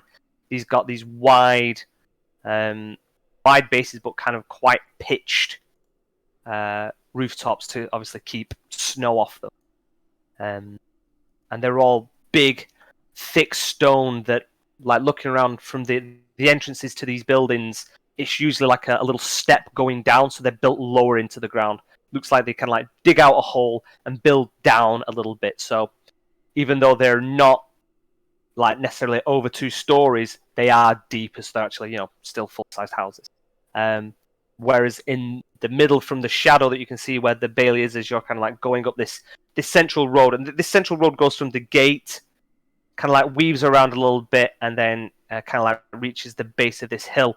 But there are 2 main roads that circle off, that kind of like go off to either side, circling around the shape of what is the palisade, like this big ring that you can imagine that goes all the way around it. And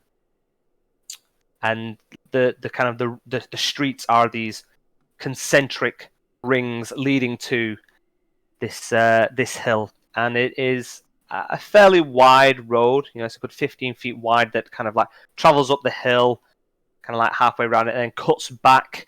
So it's just like this meandering back and forth up towards this tower. And Jenna starts kind of like, you know, it's a little bit of a rough ride. It looks like they've cleared the ice here and the snow a little bit better. It's a little bit more bare. The horses seem to be taking it in their stride fairly easy. And it seems much more well lit, where you've got this secondary palisade at the top. It's kind of topped with torches and lanterns. Torches would not be staying lit in this weather. So they've got these glass lanterns like mounted around the walls that kind of light up the area a little bit more. And from like the dim glow of various windows from the tower, it looks like you know, as kind of shadowed as it is at night, there is quite a large 4-story tower that's very, very old. It kind of like has like a it looks very weathered, but it's seemingly all in use, considering that there's lights glowing from within the upper windows. But at the bottom of it,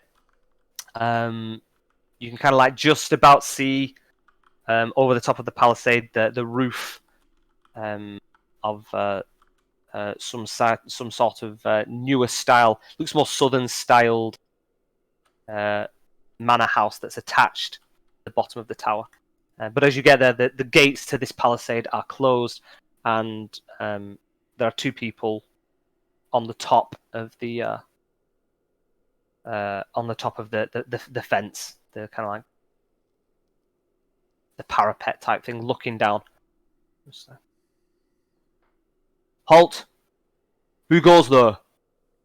And Jenna kind of looks to you, Sir Gris, and then to Eileen. You know, you're at the. This one's your show. I've never dealt with these people.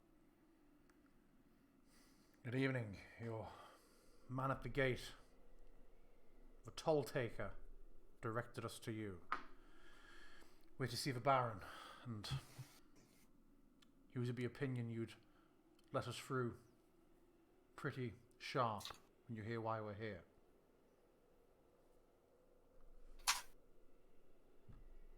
Speak it plainly. Not in mood for riddles. What you after? No riddle, just being a bit discreet given the circumstances. I'll drop the voice a bit. We investigated the summons to locate his missing son. And Can't hear you, mate. Wind. Wait there. And he kind of like disappears. Kind of like hear a bit of a clunking coming down the ladder. A few. And this kind of like little side door opens from inside. You know, these big double gates. It's like a little door in it as well, and kind of comes through. He's kind of like got a little bit of a showing off swagger on him. He's not got a pike. He's got a long sword. He's kind of like, you know, he's got hold of it with one hand. It's still in the hilt. Still in the scabbard. And then he's like got his other hand rest on the pommel. Just kind of like walks over to you. Go on. all right, we'll dismount as well and say we were investigating the Baron's missive for locating his missing son. And I regret to say we have located him. His body we have brought back to be delivered to the Baron. We thought it would be what he wants. Your colleague outside thought it best we come straight here to the Baron to give our account. Aye. You mind if I, Of course. I have companions in the back, just to not alarm you. not easily alarmed, but I'll say it further. Not expecting this tonight. Kind of like, Looking out the back and just letting the others know. Hey, we're going to have company. And I will So please be show decent. him. Yeah, I know who I'm speaking. I have 2 charisma classes in the back. and he comes round the back Mm. Who the fuck is that? and takes a look, and his face drops as he just sees the frozen, kind of like frost-bitten visage.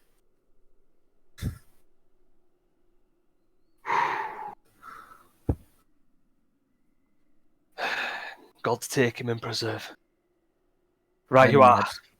And nod towards him, and I imagine Lutetia just sits there with her cube, totally unfazed. Yeah. I wanted to just bring his head. He said, where did you? No, don't answer. I just bring the wagon through. Bring the wagon through, and he kind of like has the tarp and kind of like pulls it. Don't let anyone else see it, okay? Just keep these closed. Of course. Right. He's like, wagon coming through! Wagon coming through! And he kind of like just breaks off into a run, like a little, almost a bit of a skid on the snow as he kind of like tries to go a bit too fast. And he's kind of like already kind of like going through the little door before the bigger ones are opened, and 2 guards take the time and kind of opening the full gate, and you are ushered in with kind of like unsure looks of this wagon just kind of like pulling through into this bit more of an open courtyard area. From what you can see, there is another low barracks. This barracks looks like it's kind of like built into the ground a little bit, into this hill. There's a few little kind of like stone buildings above land, single story storage or something like that, hard to tell.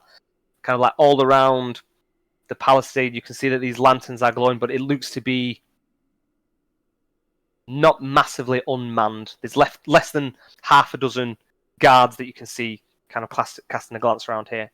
And there is just this manor house that looks much newer built. It kind of like doesn't stand with the rest of their buildings that you've seen in Hundlestone so far. It looks very much of a southern Sword Coast design, very similar to kind of like Waterdeep structure.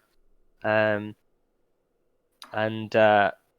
you're kind of like pulled up into the middle of this courtyard, just kind of like just laden with snow straight across it, and 2 guards kind of like flank on either side in front of the hall, hold the hands up, say, that's far enough, don't need to go any further than that. Whatever going on, I'm sure you'll be fine here.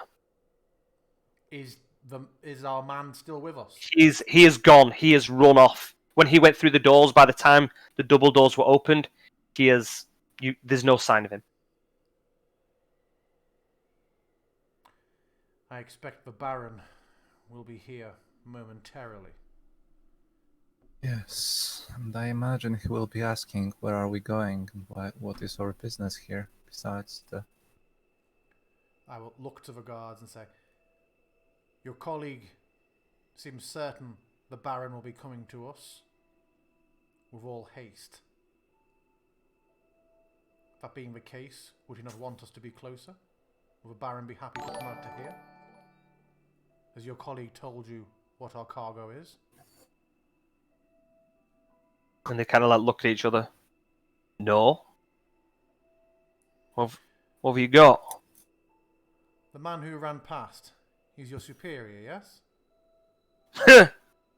Not superior, but you know, Of a higher just rank, then. Poorly worded. no. It's not. Why? Very well then. He quickly appraised the severity of the situation and acted decisively. I thought perhaps he was a man of rank. I will dismount and be like, what do we have in our wagon? And they kind of like look curious. Is grim, and I do not believe that the Baron would thank being withheld from it. But, sorry, how far are we from the building? Oh, I mean, you've just been kind of like pulled into a courtyard. The building's ahead of you. They're just not like letting you. They just kind of like stopped you. Sorry. I thought like another roadblock had occurred. Oh no! Sorry, they've just kind of like no. Sorry, they've we're in kind the of like. front. Yeah. I'm quibbling about getting 10 foot close. It isn't a bomb.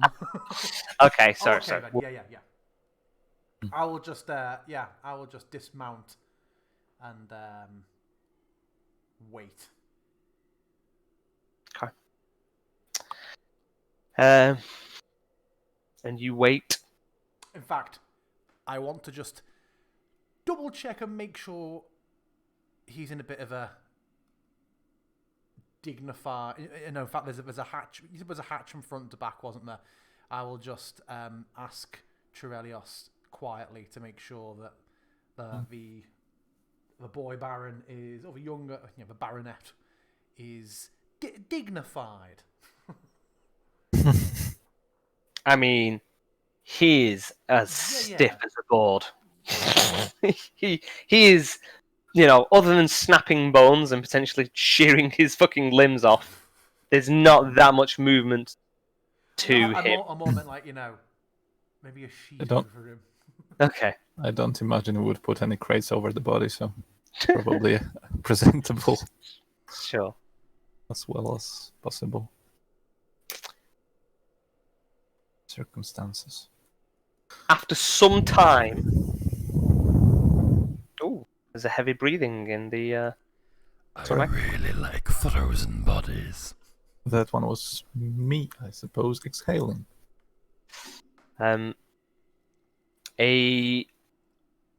Two figures appear in like an open archway door that is clearly the main foyer to the manor, and from the kind of ambient light from behind, they both seem to be well dressed. One of them is clearly wearing long skirts, and there is a third figure that has the silhouette of a guard, similar to the others that are addressed here. And as they approach, you see that it is not the guard that ran off. It appears to be a different guard, and he kind of stands back with this woman, and she's got this big, thick, kind of like fur, kind of like throw over her shoulders, and can't really make her out too well. But the gentleman steps forward.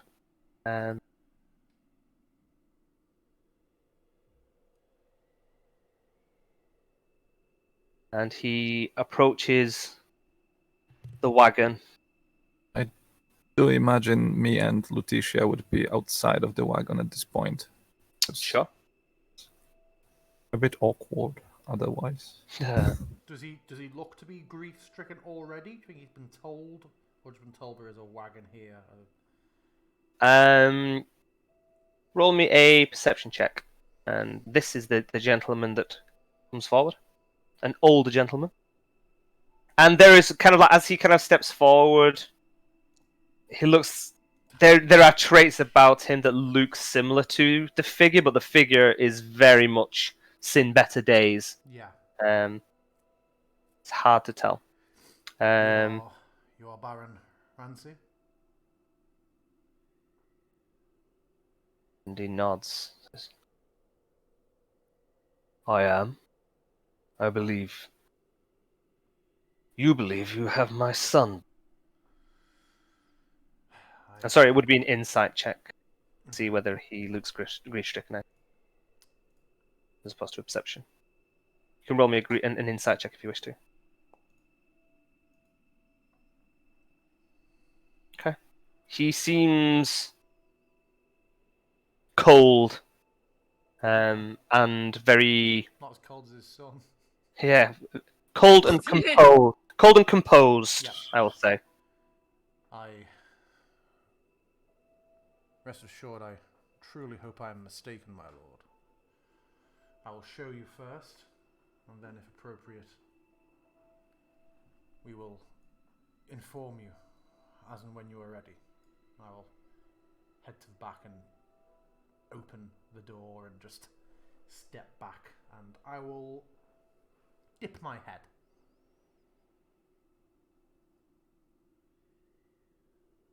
And he kind of like straightens himself and steps round to the back of the wagon. Kind of like looks over the body. And just quiet.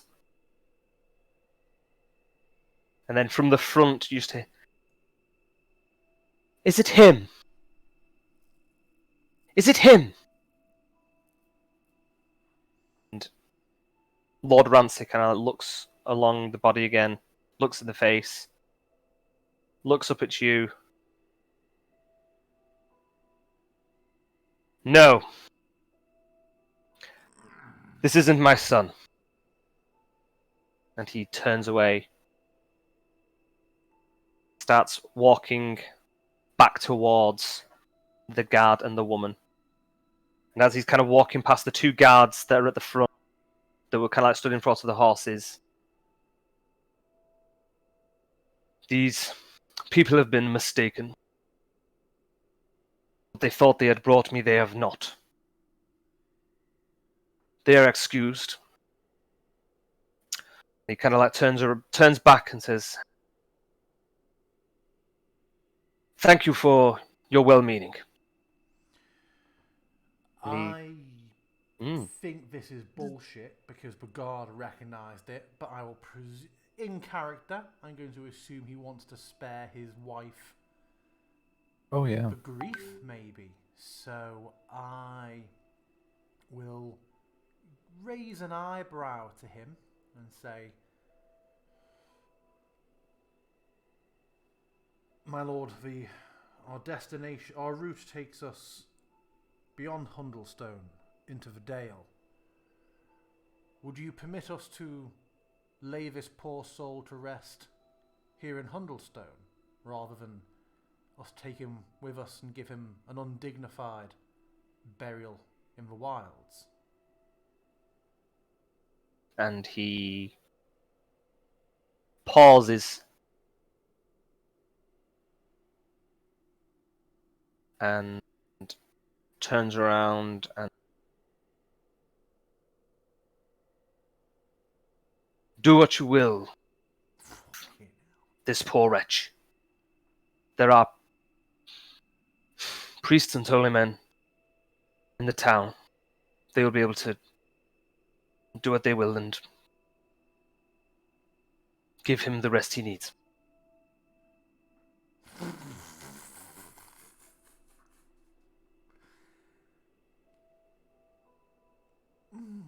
I feel like I've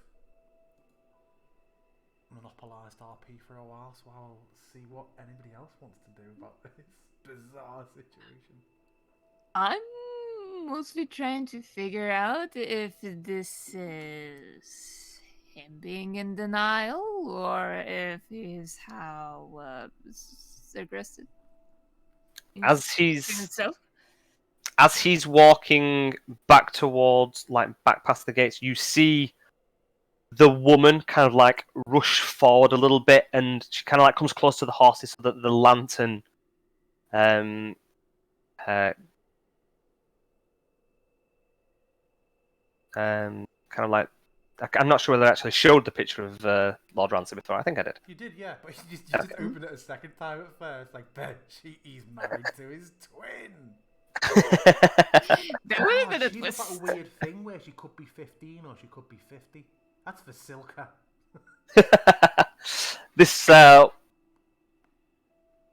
older woman, a little bit younger than him in years, seemingly quite a bit. I would say, kind of like with the snow that's kind of like blustering past, you don't get a great look at her. Which you kind of like see this kind of like dart forward, and he just kind of grabs her by the arm and kind of like whispers something into her ear, and she kind of like composes herself and kind of like readjusts her her throw, and he kind of like turns her around, you know, kind of like gently. He's not like forceful or anything, just kind of like starts ushering her back away, and starts walking away. Is there anything else that you wish to do? Is she gone off ahead of him? He's kind of like stopped her and then turned around and kind of like, yeah, kind of like walking a little bit in. He's walking like a little step or two back as she's kind of like walking. Well, do either of you want to do or say anything before I do? No, I'm letting it play out. Okay. I will. Doesn't really feel like our place. Play. I will take a step forward then and drop my voice with the hope that she's far enough ahead that she doesn't hear. And I suppose I'll call out my lord. And he stops, kind of like turns back to face you. I sort of, make a point of looking to see, to make it clear that I'm looking to see if she's gone further ahead, and be like, your own gods, and the notice was clearly recognizable as this man. May we speak discreetly, or are we truly that mistaken? And he kind of like steps forward, and he says, if you think it's that body back there looks anything like my son, well, you are mistaken, sir. I know a charlatan when I see one. I know that there is a reward whereabouts of my son, and I know that any would try and cash it in by bringing me whichever wretch you found frozen by the roadside. Did you say out of character? I think you mentioned it, and then we kind of like half joked about it. But in the time that we've had him and looked over him for his injuries, did you give it to us? But we would have found the signet ring, because I know out of character he's wearing one, and we talked about it and having him. You have not. I mean, you can say that you have checked if you wish. Yeah. Okay. I will withdraw. You will probably not have been able to remove it from his hand without fucking cutting his finger off.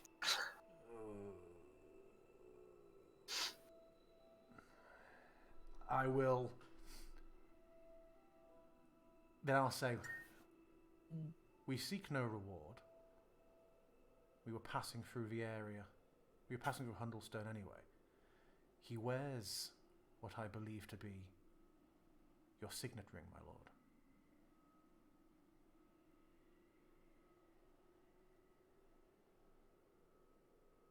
He's kind of like looking there, and the guards are kind of like that are nearby are kind of like looking between each other, like a little bit awkward.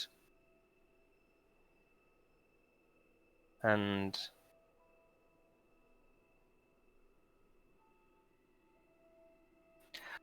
kind of like takes a breath.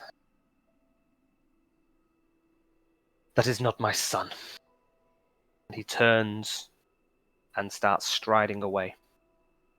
Can I get a read on the room? The room, quotation marks, the atmosphere that's been created in this courtyard. In what? I mean, it's tense as fuck is a given. I mean, Is there anything in particular that you're trying to do? More like, I'm guessing that the other guards have probably also seen the body by this They have point. not. There was only the first guard. They were just stood in front of the horses. Nobody else has been shown the body. The other god hasn't fucking come out. He's probably been killed for even saying it. Rest in pieces. All right. Everybody seems tense, but like, do they seem tense in the way that they fear that this is going to blow out of proportion? In a way. I don't know. Call it as you see it. I don't think there's necessarily a role there. There's no predicting the future as to what might happen. The guards look more confused than anything. Doesn't look like they're now suddenly on guard to kill the people that are here or anything, but we've not got a red wedding that's about to happen. But Then that's good enough for me. sure, A frosty sure. funeral. But yeah, Sir Rancy is Yeah. kind of like reached his wife and turns to the guard and says, "They are done for the evening." And unless stopped otherwise, heads back inside the manor with the guard that escorted them out. Yeah. I look very confused, and I'll look to the two other guards nearby and say, "You know the Baron's son?" I mean, we don't hang around with him or anything. But you would recognize him. Yeah. Others Yeah, on our journey have also recognized him. Tell me if we are all mistaken. I'll beckon them to the back of the wagon. Tell me if this is truly a charlatan who has stolen the signet ring of the Baron's son. And the guard looks and like one goes to step past him and he kind of like stops like and just kind of like shakes his like, "Don't. If my lord says that isn't his son, then it isn't his son, is it? Not my place to question my lord." Of course. If the last thing we would want to do is, if a mistake had been made, and if this was someone of importance, for them to end up in a pauper's grave, where is the most respectful place but someone who is not of the barony could be laid to rest? And is there any reason? No, I'll cut myself off from saying anymore. I'll leave my first question in the end. Well, no, he kind of perks up. As you say, it's not for you to say, and it is not for me to pry, but I do not understand why he would deny his son. At first I thought it was to spare the Baroness, I presume, the grief. But I feel like he truly believed it was not, and yet so many on our journey have felt it was. And he bears the signet ring. I do not wish to just commit this man to a hole in the ground.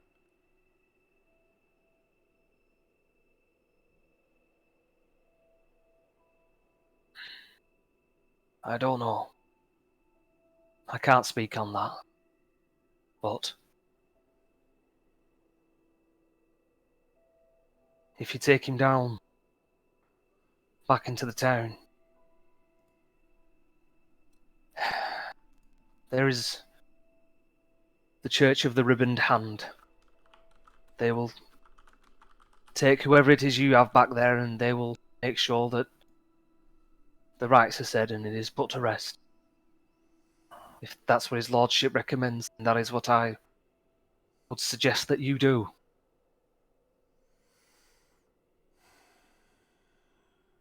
The situation troubles me enormously, but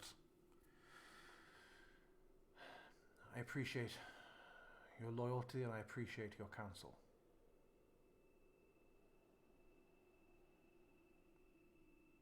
He nods his head and they kind of like step to the side a little bit and kind of move over so that Jenna can start kind of like turning the wagon around, like giving her enough of a wide berth, not standing in front of her. Yes, I get to keep my axe. You keep Fair. your axe. And they give Jenna, give you all a fair days and fairer nights.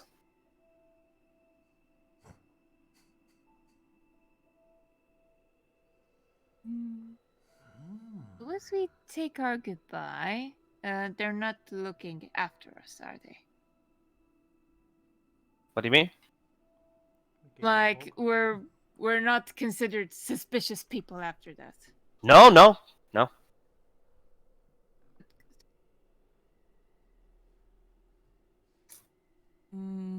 Well, kind of turn to the other.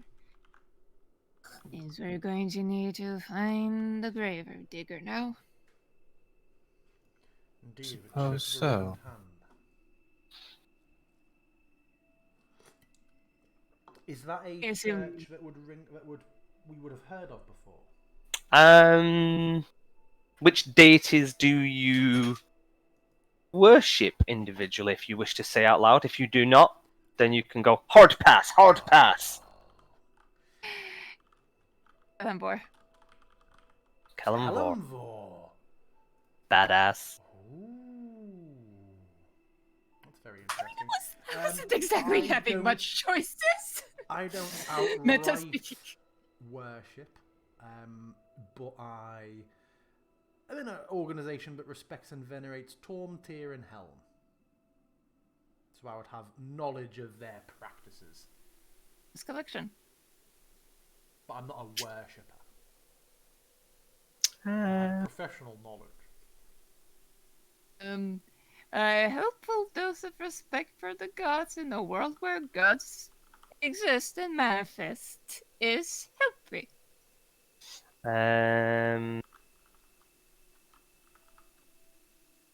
Just let me check something. Okay, so who did you say,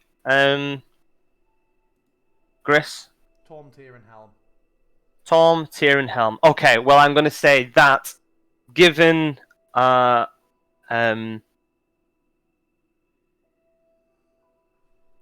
given Eileen's a grave cleric, and her association with Callum, ushering of the dead, and that kind of thing, you will make the link due to kind of that aspect. Given that you are a follower of Tyr and Tom, you will also know that Tyr and Tom were two of the three gods that are part of what is known as the Triad, the third god being Ilmata. And the Church of the Ribboned Hand is, and you know this as well, Eileen, is the church, one of the many churches of Ilmata, who is from the Faerunian pantheon. Is all about endurance and perseverance and suffering. And the Ribboned Hand is generally kind of like two hands in prayer, and the ribbon is like bloodied, like a bloodied bandage that binds them. Is it Ilmar? When did Ilmar become in the Triad? That must be 5e Yes. stuff. Is he? It's He'd be Ilm- That's a bit of a downgrade, isn't it? No, different. No, different thing. No, so there's the Triad, which is Ilmata, Tyr, and Torm. So it's a different kind of Triad. Yeah. Oh. Mhm. Well, there you go. Two triads. So in the Triad was an alliance of three good aligned deities: Tyr, the maimed god, god of justice, Ilmata, the broken god, god of suffering and compassion, and Torm, the true, the god of duty. Well, Bahamut used to be in it. That's obviously an old 3.5 thingy. The dragon god of justice, Bahamut, became a member of the Oh. triad, temporarily replacing Tyr until his return after the second sundering. Wow, your memory's amazing. It's like I've got a Wikipedia-style knowledge. Cool, okay. And just FYI, up until a few minutes ago, there was no Church of the Ribboned Hand. I just made that up. And then I was quickly looking for a deity to tie to it. Hello, Google. Nice to meet you. So, it is. You know that it will be a Church of Ilmata, which in generally, forgive the pun, means that they will be in good hands.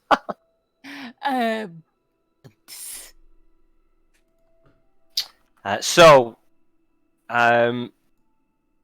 Jenna is kind of like looking around. Are you all getting back on the wagon? Might as well. I mean, you're already on it. Yeah. Faster. Yeah. Just by virtue that I assume it's faster, it would probably be awkward walking around. As you're kind of like, as she's doing this wide circle of the courtyard, the guards are kind of already back at the doors, like ready to close them. And as you kind of approach the one that you were speaking to, that you were trying to kind of usher to kind of like come take a look, he kind of like he goes, he tips his hat a little bit, and then as you kind of like catch sight of him, and he looks just to the wagon, you can't see in the wagon. He removes his helmet, like in a sign of respect. They fucking know. What is going on in this place? Okay, this is normal. This is normal. This is normal. Everything is normal, says I internally, completely lying to myself.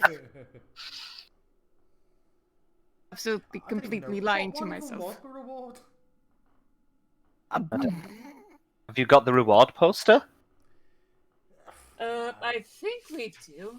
Did anybody take a note of it? Yeah, hold on. He's black.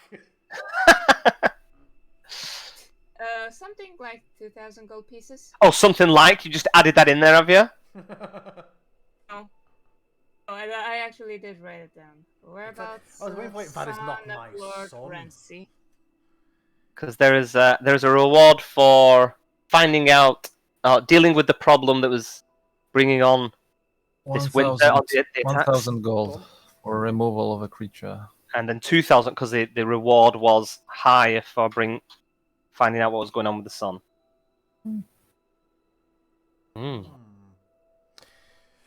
interesting turn of events. I suppose if anybody, unless anybody has any other ideas, we will go to the Church of the Quickly Made Up Hand.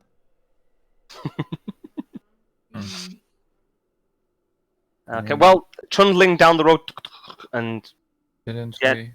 Jenna's concentrating on the road because it's a bit of a switchback. It's going downhill. It's very icy. She's not in conversation. What do you wish to say to each other? Jenna.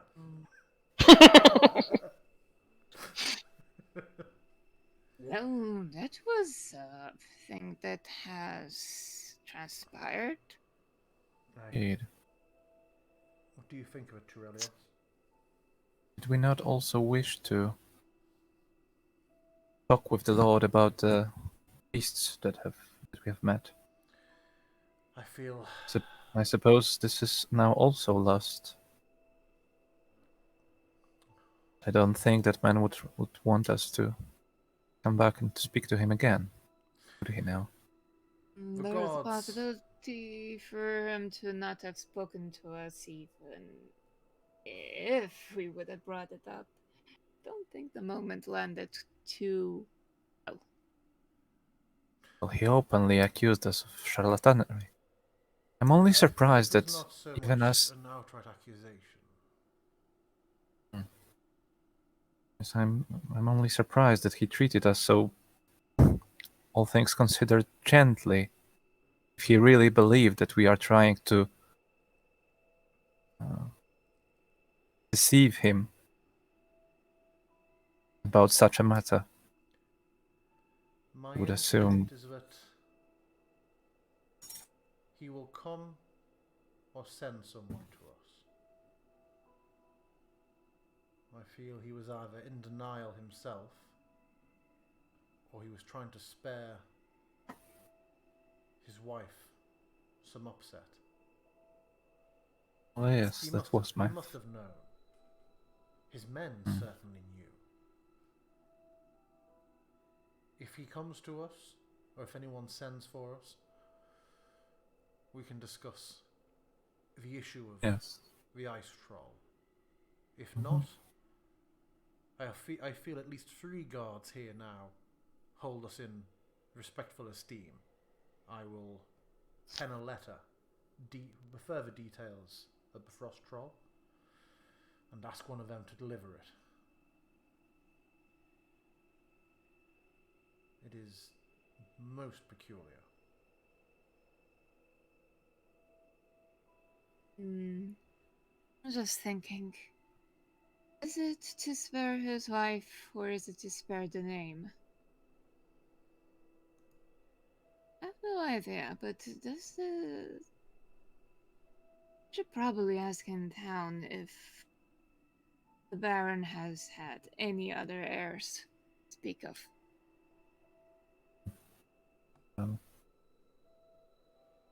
Might also just be in true denial and. That is also a very clear possibility, which I'm willing to accept.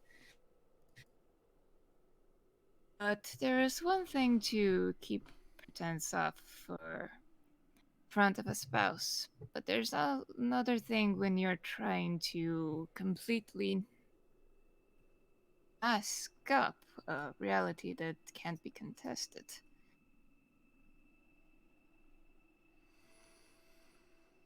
Then I just shrug.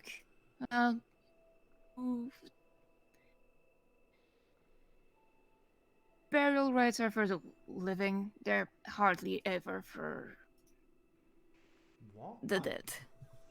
And just leave it at that. I was I just trying to totally say that misheard if you. you... Sorry? I totally misheard you. I thought you said. I'm going to type it out. I was saying that funerals are for the living, they're hardly for the dead.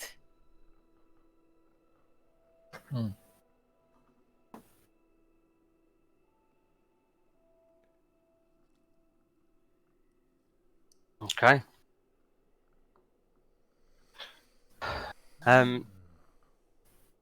The wagon kind of gently plods along.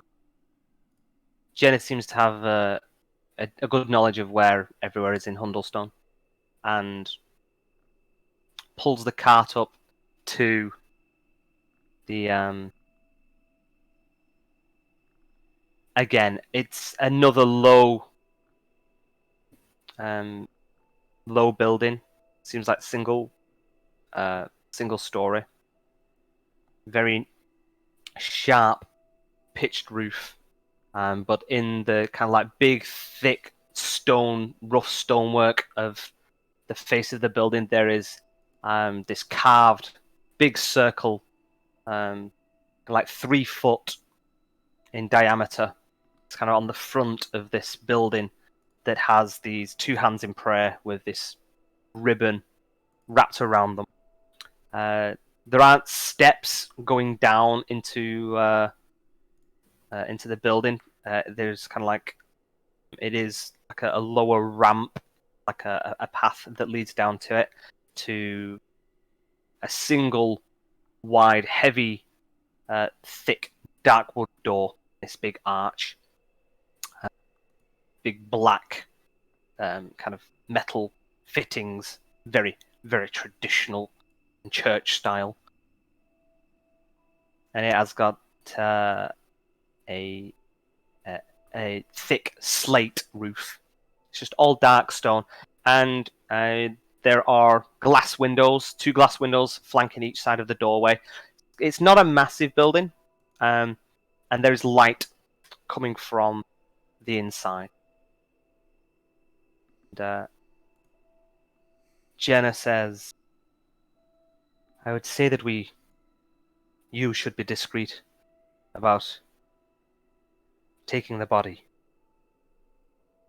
I don't know how long it'll take while you're in there, but I could really do with getting the horses stabled for the evening.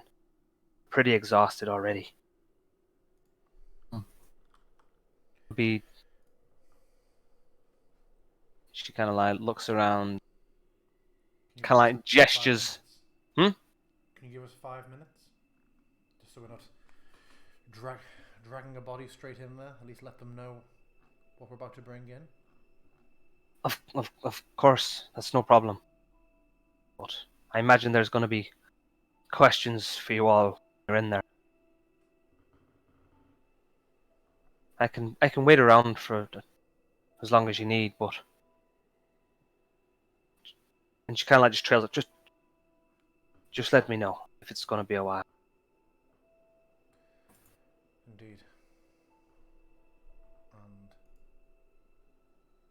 I would go to knock on the door, but I don't know if you're going to say that's a good point. Well, I don't know what lies beyond. It's up to you. I mean, hey, what do you guys want to do? Do you want to carry on? Do you want to leave it here?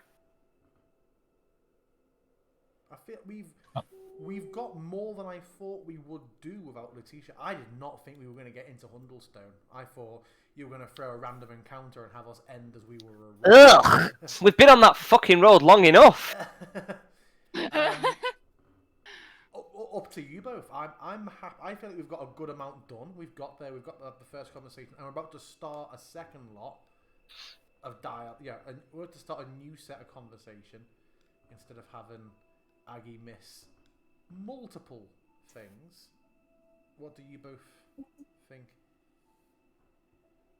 I don't. Yeah, it feels like a good spot to end it.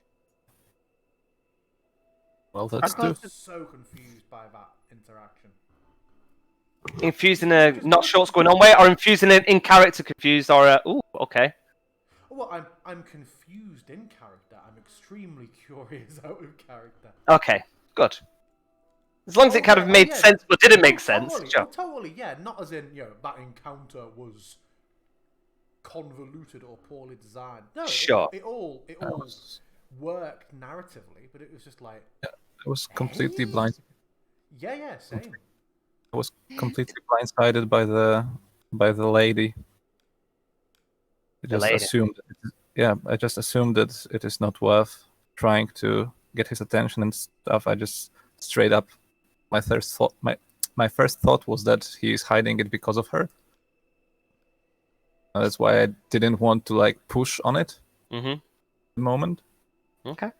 Now that it's all done and all said and done, I'm just like, maybe it was not that. It's Now you're wishing you had pushed it. Yeah, but if she wasn't there, if it was just that he goes out to us and he says that this body is not his son, I'm like, dude, we fought against monsters for it.